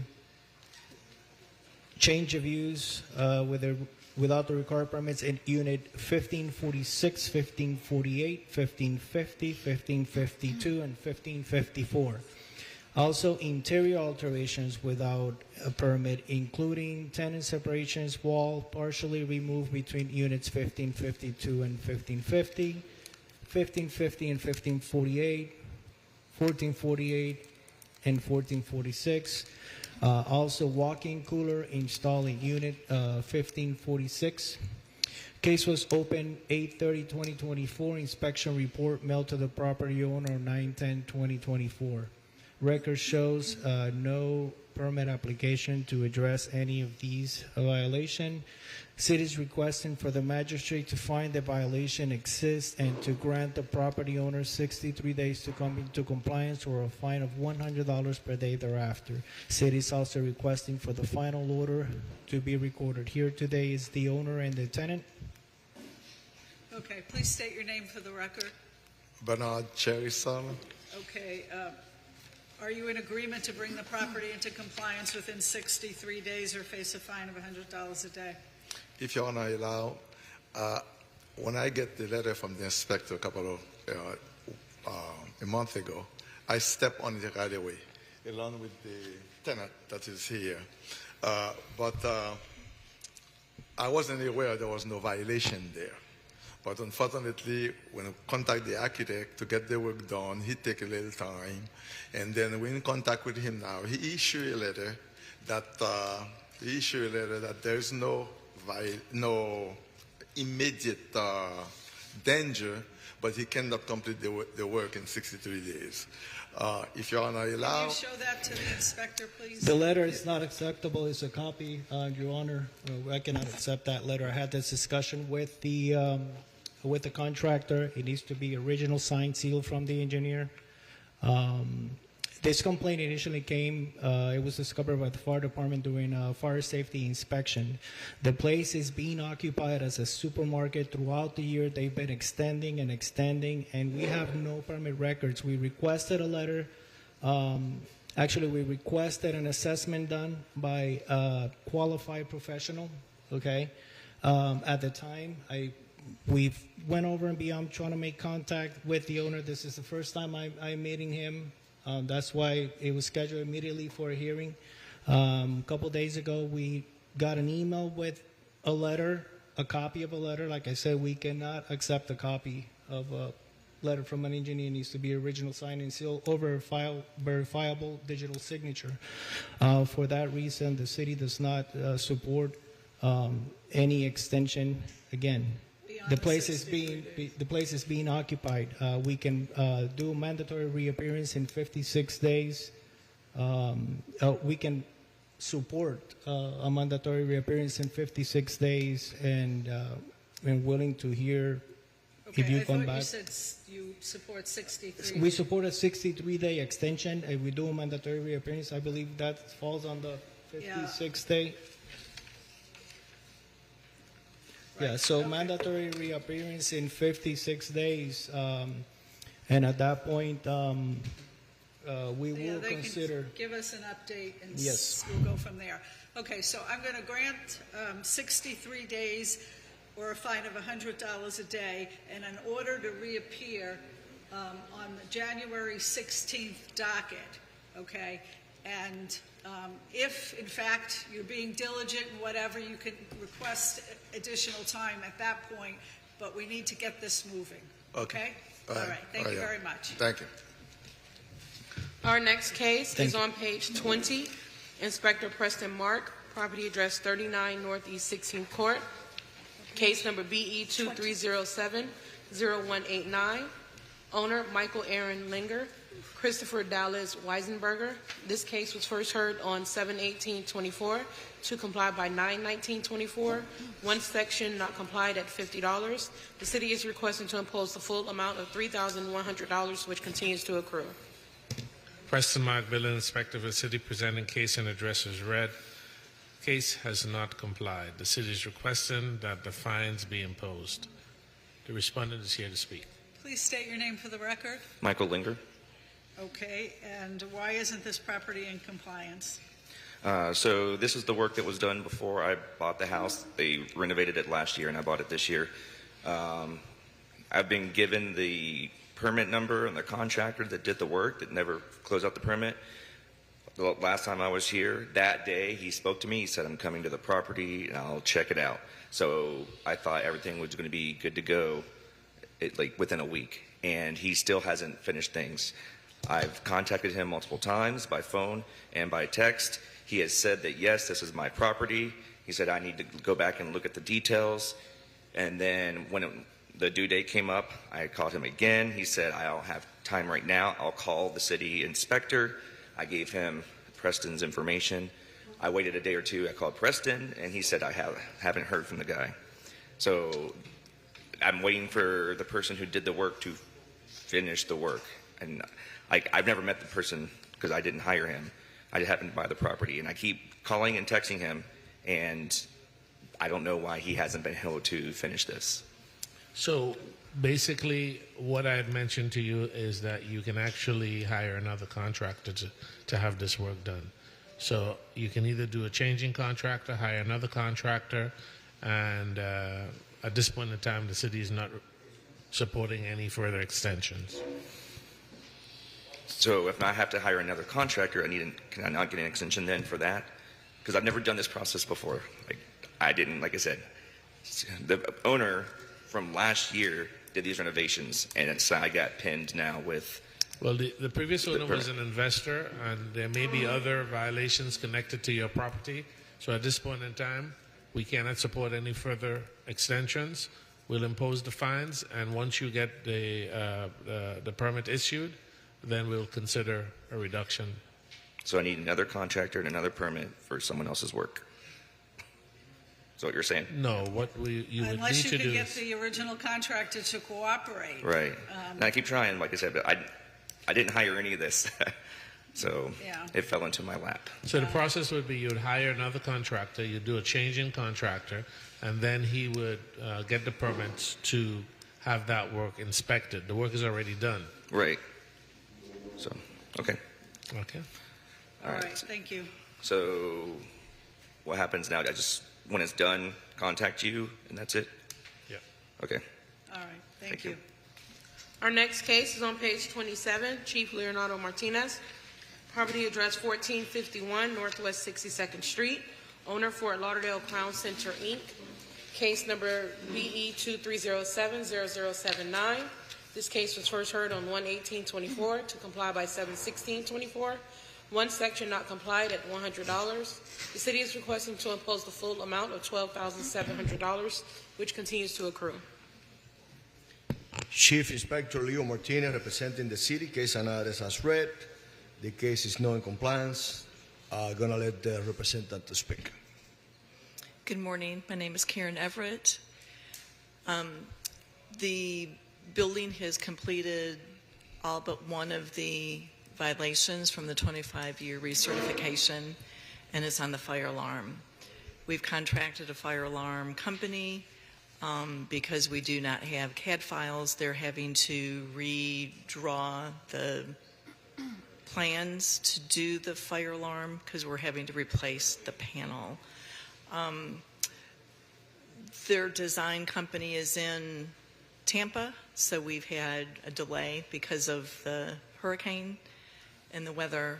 I've spoken to them this morning. We've applied for the permit, but the drawings have not been submitted because they have not been completed.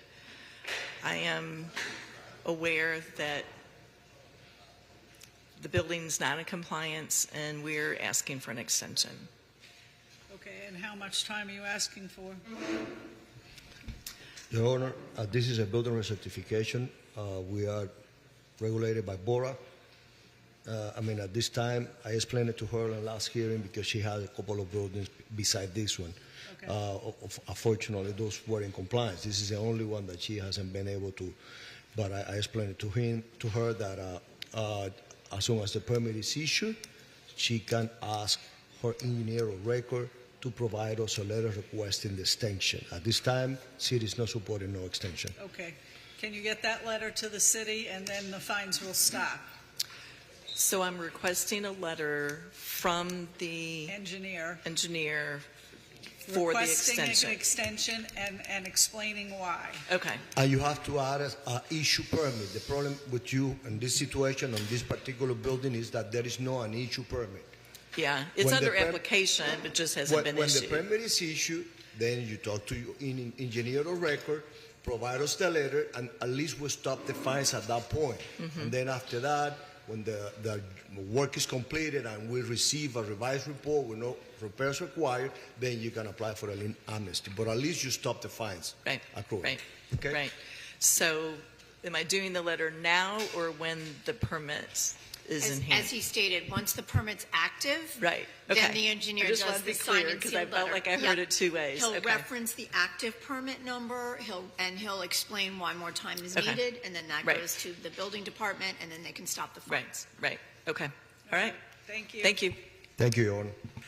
Our next case is on page 15. Inspector Andrew Gebbia. Property address 2551 Northwest 16th Court. Owner Geraldine D. James. Case number BE 2407-0044. Notice posted at the property on 10/31/24. Posted at 1 East Broward Boulevard, 11/7/24.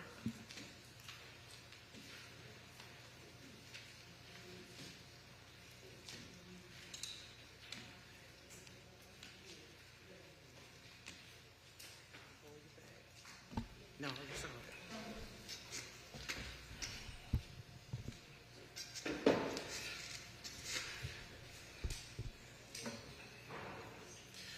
Andrew Gebbia, building inspector for the city, presenting case and address as read. This property was cited for violation under City Ordinance Section 9-1D. Any violation of Florida Building Code shall be a violation of this section and punishable as provided for in this section. There is construction work at this property that was started or completed without obtaining the required permits, consisted of but not limited to fence and shed encroaching on to adjacent property. This case was opened on 7/5/2024. The IR was mailed on 7/9/2024, and the final notice was mailed on 8/12/2024, and it was scheduled for special magistrate on 10/1/2024. On 7/5/2024, I arrived at the property with Inspector Preston Mark via complaint from the neighbor that borders the back of this property. There is an easement that divides these properties according to BCPA. That neighbor, Norris Azara, informed us that a fence and a shed was on the adjacent property and was encroaching onto her property. We spoke to the owners of 2551 Northwest 16th Court, informed them of the violations. They said they would move the shed to a different location on the property, and the fence will need to be properly permitted and moved to the correct location according to their survey. The city is requesting that the magistrate find that the violations exist and to grant the property owner 63 days to come into compliance or $50 a day thereafter. I will allow the respondent to speak. Okay, please state your name for the record. It's on. It's on. Yeah. Okay, and just say Preston. I'm Geraldine James, the owner of the property. Okay, all right. Are you in agreement to bring the property into compliance within the next 63 days or face a fine of $50 a day? In other words, you got to remove that shed. Did you want to say something? Yes. Please state your name for the My record. name is Melanie James. I'm her daughter. Uh-huh. The shed has been moved and the fence has been moved. Oh, okay. I just need to know how to do the permit. Thank Okay. you. Okay, all right. Okay, so 63 days, then you want to go out and re-inspect Yeah, it and I help will them stop by the property. I'll on call you. what's the next step? And I will take a picture of the shed moved. As far as the fence permitting is concerned, I'll help you walk you through it. Okay? No Okay. problem. Thank you. Thank you. You're welcome.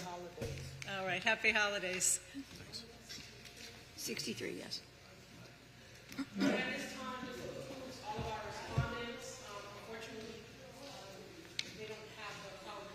Okay.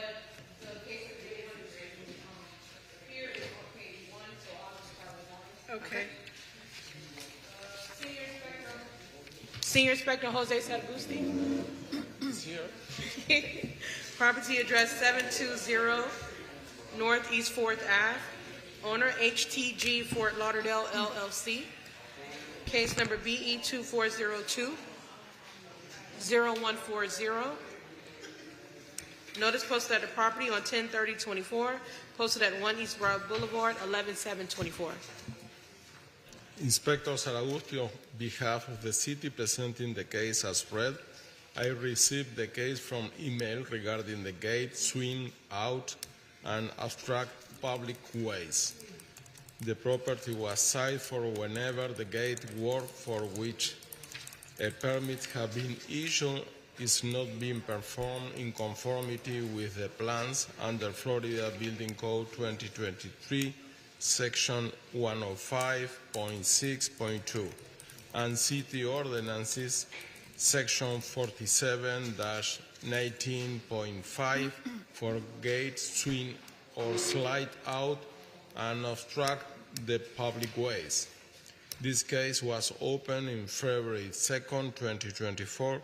Inspection report was mailed on April 1st, 2024. Final notice was mailed on April 30th, 2024. Notice of hearing posted on the property in September 13, 2024.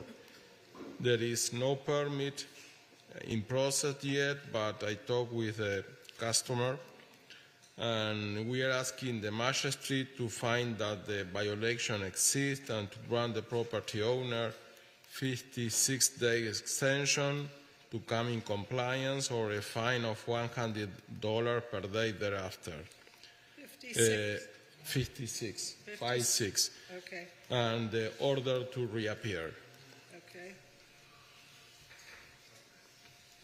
All right, so what I'm going to do here is to grant the city's motion for a 56-day extension to bring the property into compliance. And in order to reappear on the January 16th docket, okay, if the property is not brought into compliance within 56 days and you don't show up at that hearing, the fines will begin to run at $100 a day, okay? All right, thank you. Thank you. You're welcome. Our next case is at the top of page 1. The Senior Inspector Jorge Martinez. Property address 501 Southeast 17th Street. Owner Avalon Fort Lauderdale LLC. Case number BE 2402-0040. Notice posted at the property on 11/1/24. Posted at 1 East Broad Boulevard, 11/7/24. Inspector Martinez for the city, presenting case number and address as read. Permits were left to expire as stated in today's agenda, and as of 11/20/2024 remain expired. The city is asking for the owner to come into compliance within the next 42 days or a fine of $50 a day thereafter. So ordered. 42 days, $50 a day thereafter. Property address 3470 Jackson Boulevard, case number BE 24070425, owner Paulette Petit and Walter Cho. Notice posted at the property on 11/1/24, posted at 1 East Broad Boulevard, 11/7/24. Inspector Martinez for the city, presenting case number and address as read. Permits were left to expire as stated in today's agenda, and as of 11/20/2024 remain expired. The city is asking for the owner to come into compliance within the next 42 days, or a fine of $50 per day thereafter. So ordered. Moving on, stuck.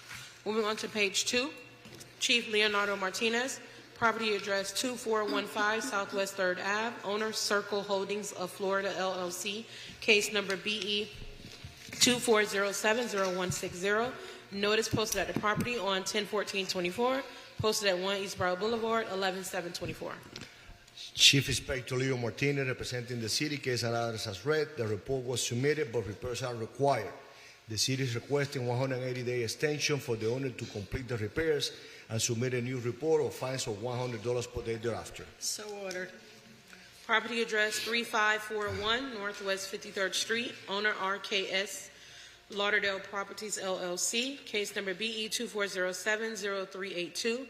Notice posted at the property on 10/31/24, posted at 1 East Broad Boulevard, 11/7/24. Chief Inspector Leo Martinez, representing the city, case and address as read. The report was submitted, but repairs are required. The city is requesting 180-day extension for the owner to come to complete the repairs and submit a new report of fines of $100 per day thereafter. So ordered. Page 3, Inspector Wilson Quintero Jr., property address 2800 Northeast 21st Court, case number BE 24070027, owner DASA FL Investments LLC.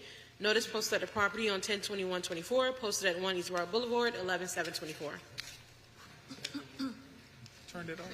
Inspector Wilson Quintero Jr. on behalf of the city, case and address as read. This case was first opened on July 2nd and found in violation for the following: 9-1D. Any violation of the Florida Building Code shall be a violation of this section and punishable as provided for in this section. There's construction work at this property that was started or completed without obtaining the required permits, consisting of but not limited to fence and gates. Inspection report mailed out July 2nd, 2024. Final notice September 9th, 2024. Scheduled for the special magistrate hearing on October 9th, 2024.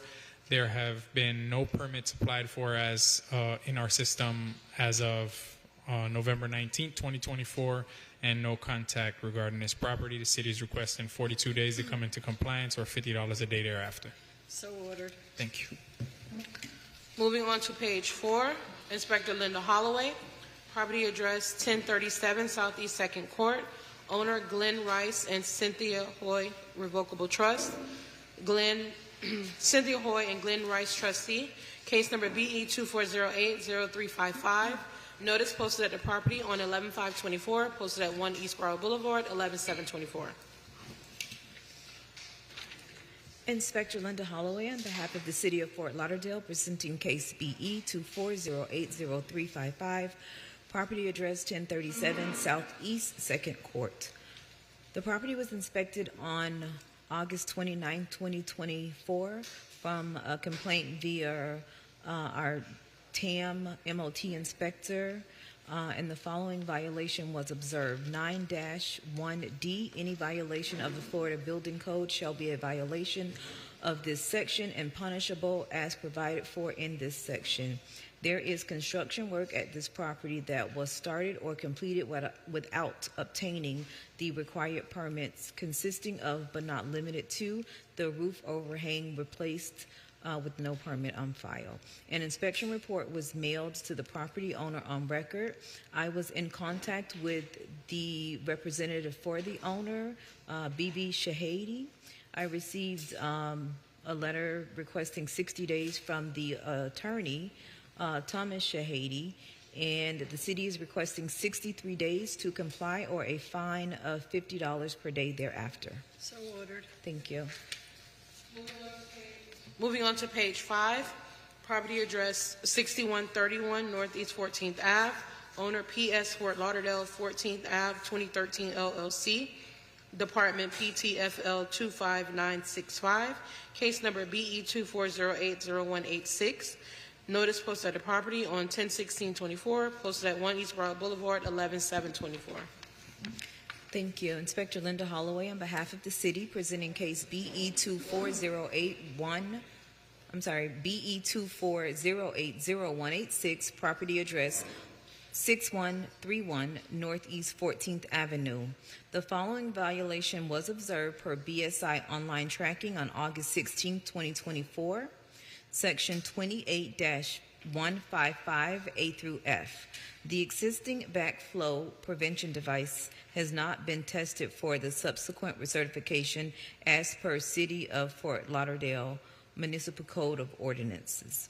A final notice was mailed to the owner listed on Broward County Property Appraiser's website on August 16, 2024. A pre-hearing check of BSI online tracking on November 19, 2024 shows that the violation remains. I've had no contact from the property owners or representatives, and the city is requesting 42 days to comply or a fine of $50 per day thereafter. So ordered. Thank you. Moving on to page 7, Senior Inspector Alexander Obores. Yeah, page 7, sorry. Property address 3451 Berkeley Boulevard. Case number BE 24050154. Owner Geralda Dugue. Notice posted at the property on 10/16/24. Posted at 1 East Broad Boulevard 11/7/24. Alexander Arbores, Building Inspector for the city, presenting case number and address as read. The property was cited for a violation of Florida Building Code 2023, Section 105.1, work without permit, including but not limited to a new accessory structure at the rear of the property. Case was opened May 23, 2024. Inspection report mailed to the property owner May 28, 2024. Final notice mailed July 22, 2024. The owner and the new contractor have been in communication. They just submitted for permit application. City is requesting for the magistrate to find violation exists and grant the property owner 91 days to come into compliance or a fine of $50 per day thereafter. City is also requesting final order to be recorded. So ordered. Thank you. Moving on to page 8, Inspector Preston Mark. Property address 500 East Los Olas Boulevard. Owner Loica Property Owner LLC. Case number BE 24040067. Notice delivered via personal service on 11/5/24. Notice posted at 1 East Broad Boulevard 11/7/24.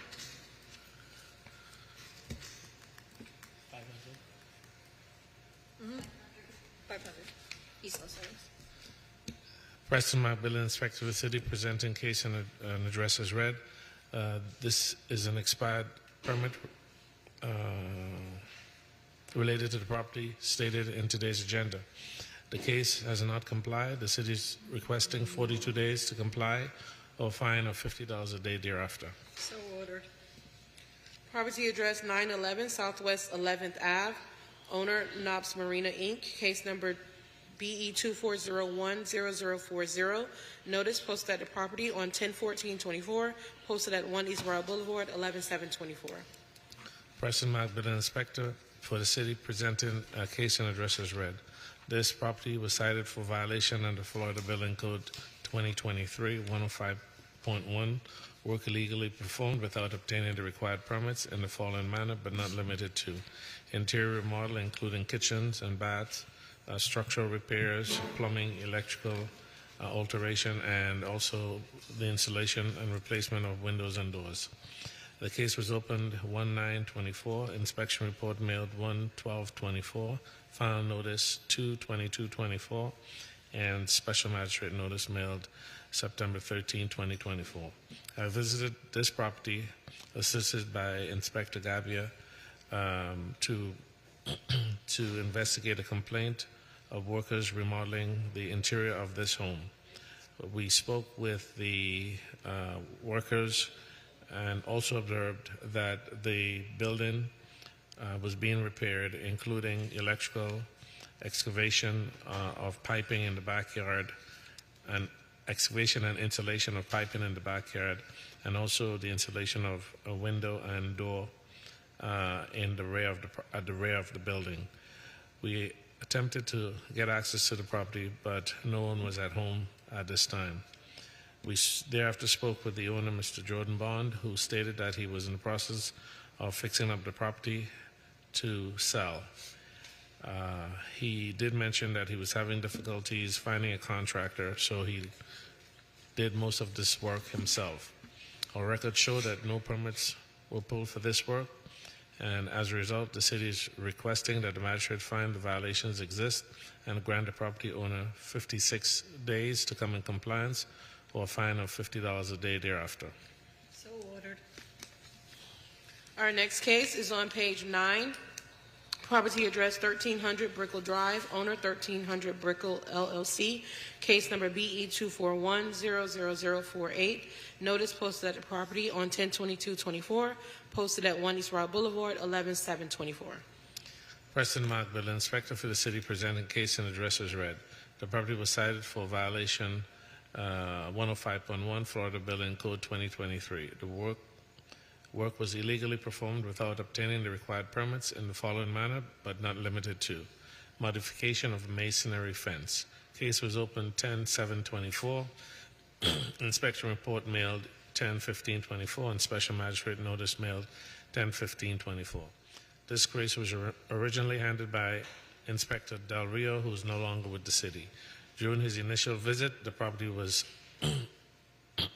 he initially spoke with the property owner, Chad Johnson, who indicated that the property was being demolished, and part of the reason for the work was to reinforce the fencing.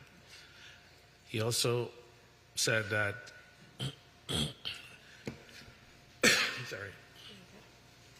He also stated that he would be submitting a permit application shortly.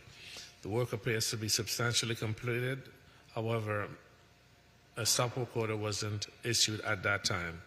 Thereafter, Chief Inspector Martinez requested that a stop work order be issued on this property. Our records show that the property does have a permit for demolition, which is awaiting issuance. There's also an after-the-fact permit application, BLDGN 214-10416, which was recently submitted to increase the height of the fence. City is requesting that the magistrate find that the violations exist and grant the property owner 56 days to come in compliance, or a fine of $50 a day thereafter. So ordered. Property address 2230 Northeast 56th Place, 205.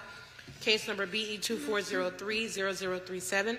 Notice posted at the property on 10/16/24. Posted at 1 East Royal Boulevard, 11/7/24. Preston Mark Villa, Inspector for the city, presenting case and address as read.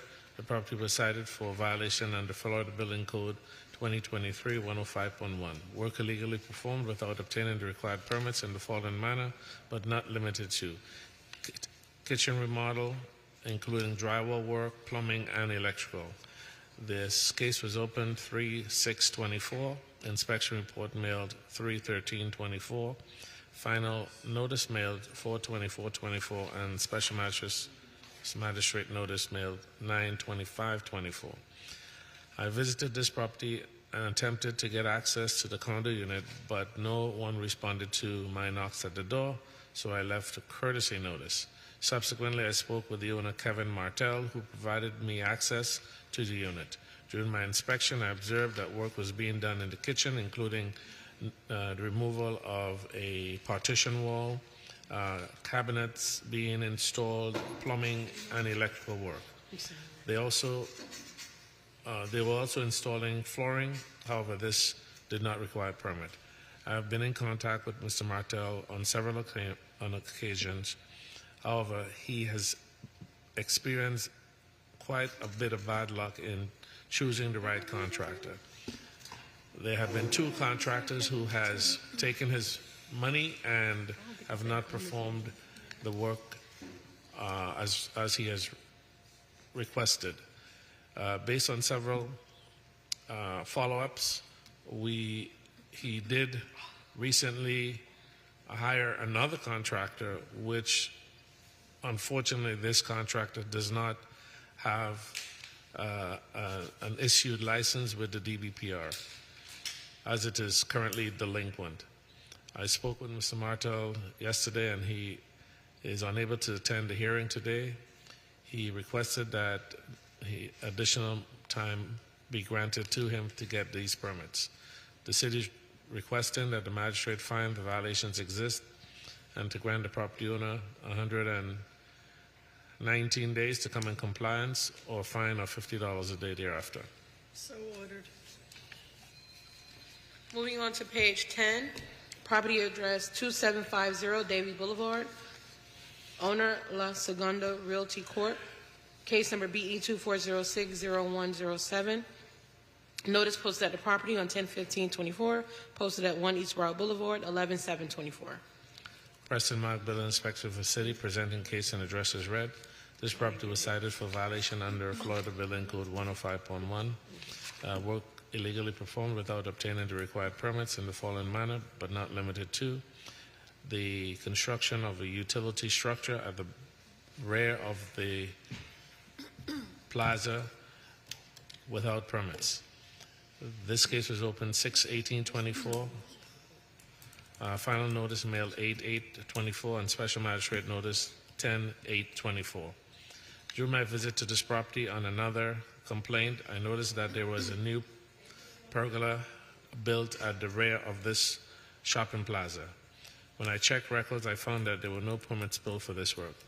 I've had several conversations with the owner, Carlos Garcia Velez, and the contractor, who indicated that they would be pulling permits shortly. However, the permit is still in review and has not been issued.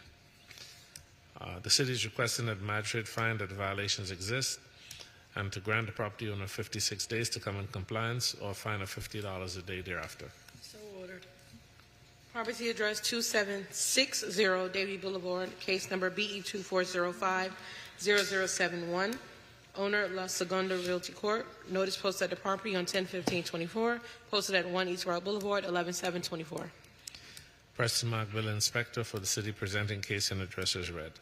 This property was cited for violation under Florida Building Code 2023-105.1. Work illegally performed without obtaining the required permits in the following manner, but not limited to: the floor slab at this pizza shop was compromised, and as a result, they required repairs. The work has started without permits, which included electrical, plumbing, mechanical, and structural. The case was opened 5/13/24, inspection report mailed 5/15/24, final notice mailed 6/12/24, and special magistrate notice mailed 10/8/24. During my visit to this property, to investigate a complaint by the tenant who occupied the space at the shopping plaza, I was able to ascertain that the floor in the bay of this unit collapsed due to structural decay, and as a result had to be replaced. The property owner stated that during the recent days, work was being done to remove the debris. However, in his discussions with the contractor, he realized that no permits were pulled. He became concerned and contacted the city to file a complaint. At this point, this pizza shop is no longer at this location and has been permanently relocated to another bay in the plaza. During my observation, I noticed that the demo work had started with major damage to the slab, electrical, and plumbing system. When I checked records, I found no permit pulled for this work. I have had several conversations with the owner, Carlos Garcia Velez, and the contractor, who indicated that they were in the process of waiting for the engineering report, which was submitted and are now in the process of pulling permits. The city is requesting that the magistrate find that the violations exist and grant the property owner 91 days to come in compliance or a fine of $50 a day thereafter. Your Honor, could I just amend that respectfully? So this property is a well-known property to the city. They've had numerous violations in the 10 and a half years I've been employed by the city, from the very beginning, actually. They're not present. Inspector, have you been back to the property to see if they've continued any work since May? No, I haven't been back. Within the last month or so, I haven't been back. I would like to stick to the 63 days that you ordered for the prior case, Your Honor, and I would, I mean, if it's $50 a day, the other one's $50. I would say it should be $100 for both, in all honesty. Again, it's a corporate property owner. Unfortunately, a repeat customer, and they're not present today. So I would actually ask you to amend the fine of the prior case to $100 a day. The BE 24060-107. What page? Oh, the same page, right, the case right above. Oh, okay. It's the same corporate property owner, the same shopping center. I think Your Honor had ordered 63 days, so if I ordered 56. 56. So if Your Honor would consider a $100 a day fine, and then for the second case that you're hearing now, ending in 071, also sticking to the 56 days, with my request to be $100 per day. The city does not oppose to those changes for case number BE 24060-107, a fine of $100 a day with an extension of 56 days. For the current case, BE 2406107, sorry, BE 24060-107. That was the prior case that we heard. Oh, okay, sorry. 56 days with a fine of $100 a day thereafter for the current case. Okay, so ordered.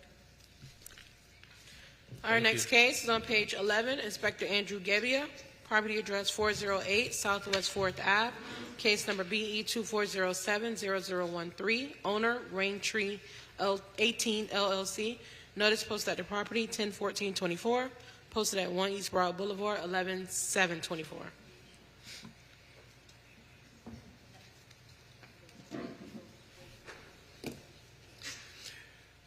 Andrew Gebbia, building inspector for the city, presenting case and address as read. This expired permit has complied. It has been extended to March 8th of 2025. Okay, thank you.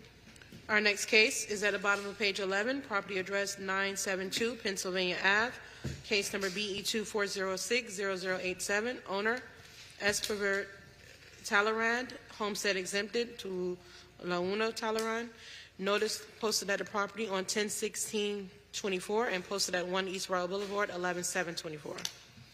Andrew Gebbia, building inspector for the city, presenting case and address as read. This property was cited for violation under FBC 2023-105.1, work illegally performed without obtaining the required permits in the following manner, but not limited to wood fence construction. This case was opened on 6/17/24. Inspection report was mailed on 6/18/2024. The final notice was mailed on 7/24/24, and a special magistrate notice was mailed on September 17th of 2024.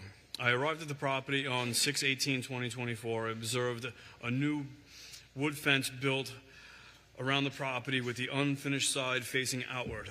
The fence was built on the east side of the property and the west side of the property. There was also a new wood double gate constructed along with the new fence.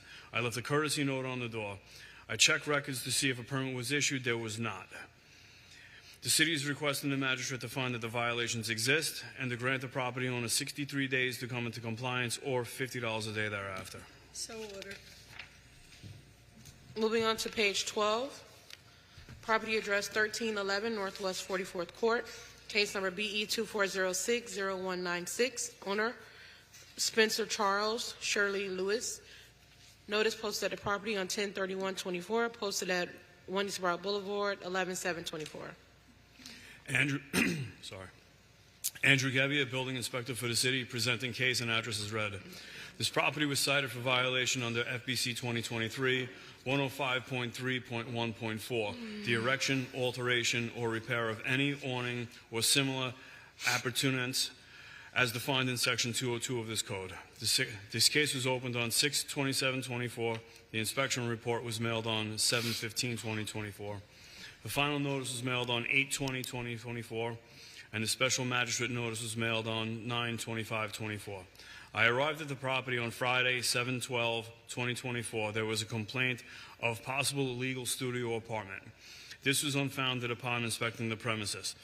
As I was in the rear of the yard, I observed a wood-framed awning with a clear hard plastic roof covering coming off the back of the house covering the deck. By checking records, this awning also does not have a permit on file. I have spoken with the owners of the property, and they are working on permitting this awning. The city is requesting the magistrate to find that the violations exist and to grant the property owner 63 days to come into compliance or $50 a day thereafter. So ordered. Page 13, property address 1401 Riverland Road, case number BE 2408-0036. Owner, Iris V. Rondon, homestead exempted, Silverio Arias. Notice posted at the property on 10/18/24, posted at 1 East Broad Boulevard, 11/7/24. Andrew Gebbia, building inspector for the city, presenting case and address as read. This property was cited for violation under FBC 2023 105.1, work illegally performed without obtaining the required permits in the following manner, but not limited to metal awning and metal awning shade structure. This case was opened on 8/5/2024. The inspection report was mailed on 8/6/2024. The final notice was mailed on 9/11/2024. Special magistrate notice was mailed on 10/15/2024. I arrived at the property on August 6, 2024. I took a couple of photos of the side of the house where there was a metal awning shade structure attached to the side of the house and a shed in the rear yard. The shed was moved to a different location off of the fence line. I checked records and there were no permits for either of the items listed. The city is requesting the magistrate to find that the violations exist and to grant the property owner 63 days to come into compliance or $50 a day thereafter. So ordered. Property address 1506 Southwest 32nd Street. Owner, Mr. Max, LLC. Oh, we did? Oh. I don't remember that. Okay, property address 1612 Northwest 8th Street, case number BE 2408-0027. Owner, Elena G. Castellano Perez, homestead exhibit, Arturo Perez. Notice posted at the property 11/4/24, posted at 1 East Road Boulevard, 11/7/24. Andrew Gebbia, building inspector for the city, presenting case and address as read. Yeah. Oh, that's all right. This property was cited for violation under FBC 2023 105.1, work illegally performed without obtaining the required permits in the following manner, but not limited to metal fence. This case was opened on August 5th, 2024. The inspection report was mailed on August 5th, 2024. The final notice was mailed on September 6th, 2024. And the special magistrate notice was mailed on 10/11/2024. On Saturday, August 3rd, 2024, I was called out to investigate a complaint from a neighbor about a fence being built without a permit. I arrived at the property and witnessed the owner of the home constructing a metal fence on the west side of his property. The owner's name is Arturo Perez. I asked him if he had a permit for this fence, and he replied no. I issued a stop work order. He complied and stopped. He has since applied for his fence permit and is currently awaiting permit issue. I spoke to them this morning. They are paying their fees today, so within a day or so, they should have their permit. The city is requesting that the magistrate find that the violations exist and to grant the property owner 63 days to come into compliance or $50 a day thereafter. So ordered. Moving on to page 14, property address 1713 Southwest 11th Street, 1-2, case number BE 2407-0335. Owner, Joel C. Sommers. Notice posted at the property on 10/14/24, posted at 1 East Road Boulevard, 11/7/24. Andrew Gebbia, building inspector for the city, presenting case and address as read. This property was cited for violation under FBC 2023-105.1, work illegally performed without obtaining the required permits in the following manner, but not limited to interior renovation, new windows, and a new concrete driveway. This case was opened on 7/23/24. The inspection report was mailed on 7/24/24. The final notice was mailed on 8/27/24. Special magistrate notice was mailed on 10/1/2024. On July 23rd, 2024, I was driving in the neighborhood on another inspection when I drove past this property. I observed a two-unit residence that was freshly painted with a new fence around it. I also observed new windows installed, and then I noticed that the driveway was new. There were interior renovations being done at the time I was there, but nobody was working. I took photos, then came back to the office where I checked the records, and only the fence was permitted. There were no permits for anything else. The city is requesting the magistrate to find that the violations exist and to grant the property owner 63 days to come into compliance or $50 a day thereafter. So ordered. Property address 1949 Riverside Drive 1-2. Owner Eddie Jimenez, case number BE 24070281. Notice posted at the property on 10/14/24. Posted at 1 East Route Boulevard, 11/7/24. Andrew Gebbia, building inspector for the city, presenting case and address as read. This property was cited for violation under FBC 2023-105.1, work illegally performed without obtaining the required permits in the following manner, but not limited to interior renovations, kitchen, bathroom, doors, electric, air conditioning, and a new fence, metal fence. This case was opened on July 22/24. The inspection report was mailed on July 23rd/24.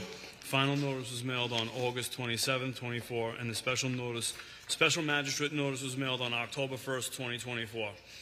I arrived at the property on July 23rd, 2024. The property is vacant and was recently renovated. There is a new metal fence installed in the front of the property and interior renovations such as kitchen, bath, moldings, doors, new AC unit installed. Nobody was working at the time I was there. I took photos, then came back to the office, checked records. There were no permits for any of the work performed. The city is requesting the magistrate to find that the violations exist and to grant the property owner 63 days to come into compliance or $50 a day thereafter. So ordered. Moving on to page 15, property address 2109 Northeast 62nd Street, case number BE 24070147. Owner, DeCasa Co. LLC. Notice posted at the property on 10/16/24. Posted at 1 East Route Boulevard, 11/7/24. I'm sorry, the address for that was 2115 North Ocean? No, 2109 Northeast 62nd Street. Okay, I'm sorry. Andrew Gebbia, building inspector for the city, presenting case and address as read. This property was cited under FBC 2023-107.4, work beyond the scope of permit, and FBC 2023-107.4, amended construction documents.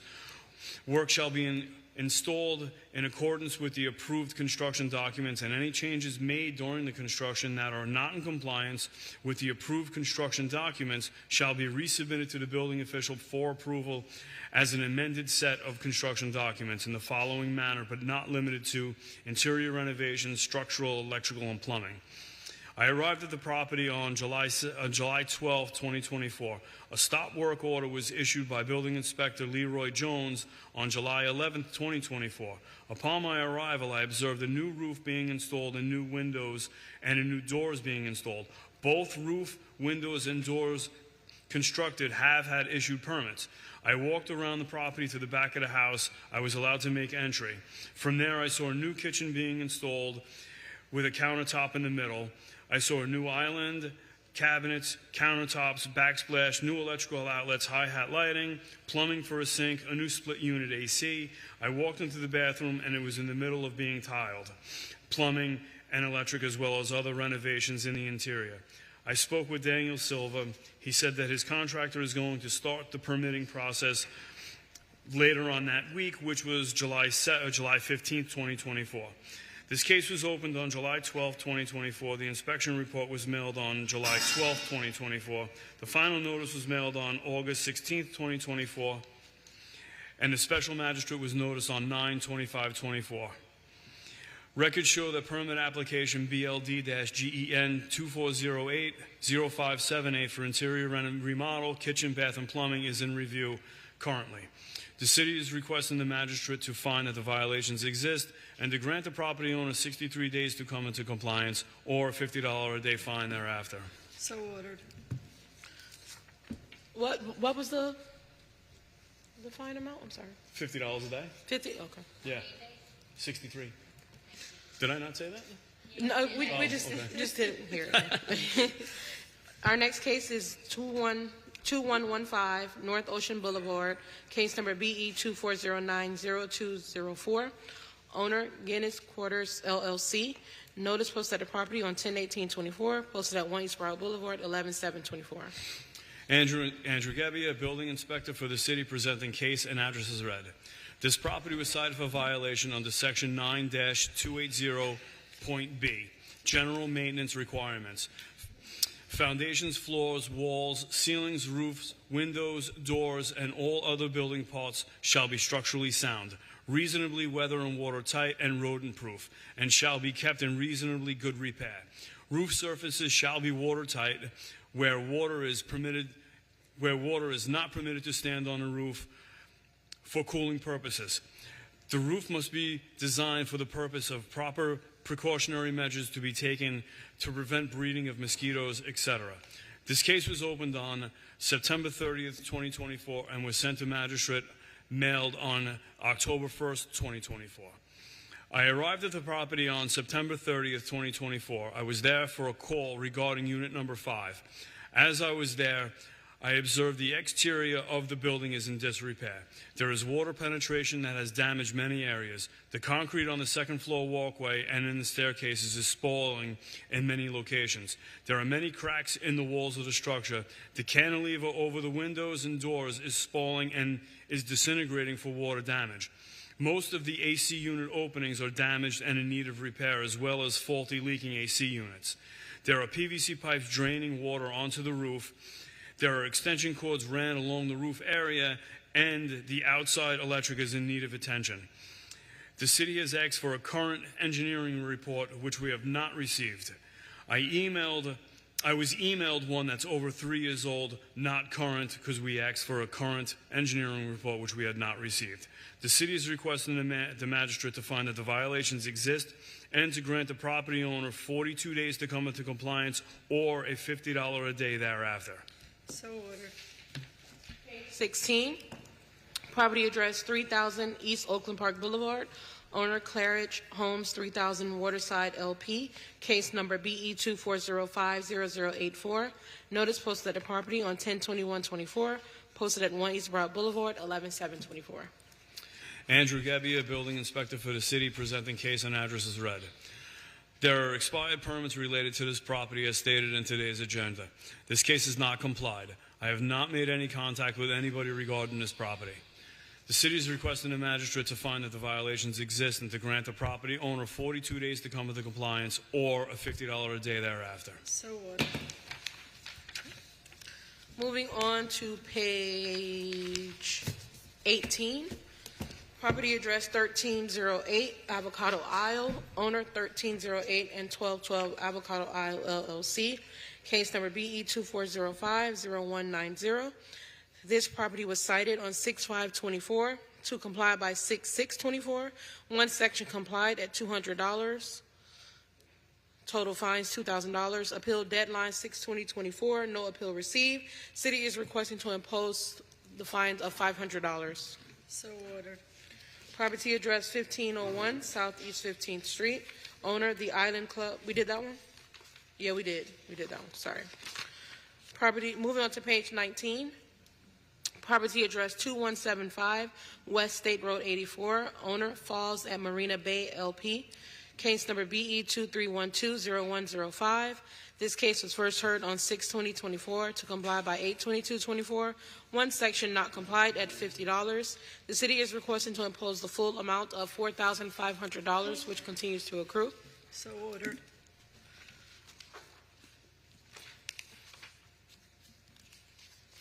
Page 22.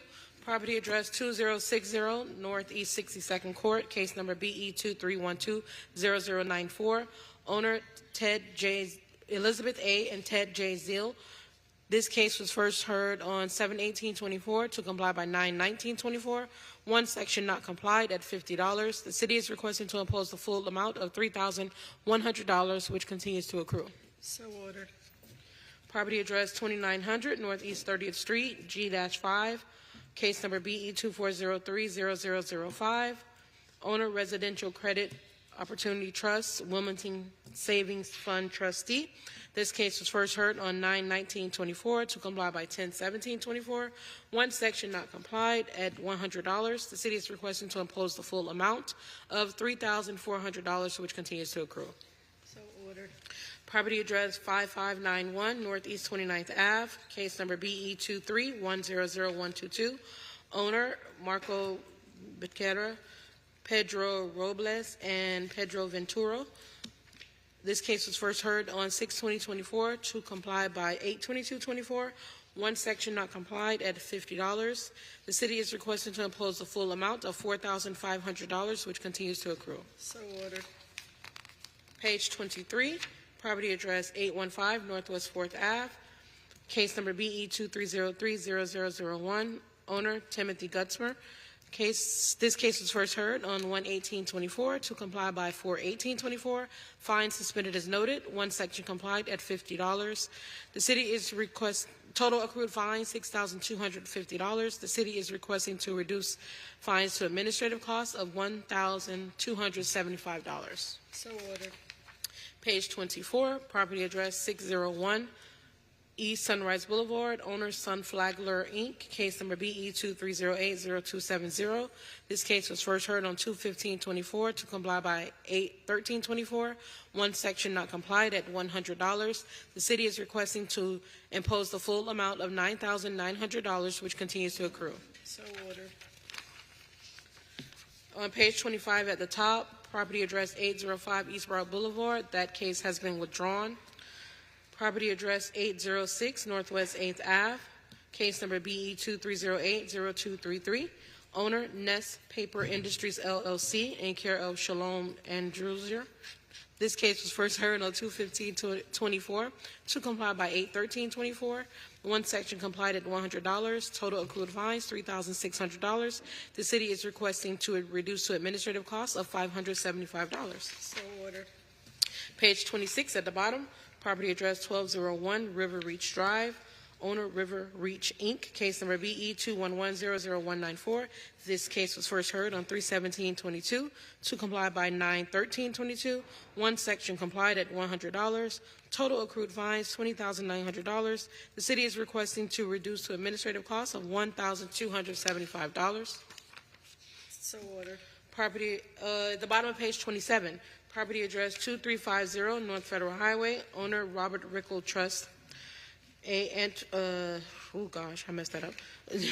Antweiler Trustee, in care of Edens, case number BE 23080131. This case was first heard on 2/15/24 to comply by 8/13/24. One section complied at $100. Total accrued fines $3,400. The city is requesting to reduce to administrative costs of $1,275. So ordered. Page 28, property address 2414 East Sunrise Boulevard. Owner Keystone Florida Property Hold. Case number BE 220400055. This case was first heard on 9/15/22 to comply by 4/1/23. One section complied at $100. Total accrued fine $16,600. City is requesting to reduce the administrative costs of $1,275. So ordered. Property address. I'm sorry, that was withdrawn. I'm sorry, Your Honor. At this time, we would like all the cases listed on page 30 into the record as closed or withdrawn. So ordered. And this concludes our November 21st, 2024 special magistrate hearing for the Building Division. Thank you. Great job. This was handed to me by the lady with the fence dispute with her neighbor. She wanted it part of the record.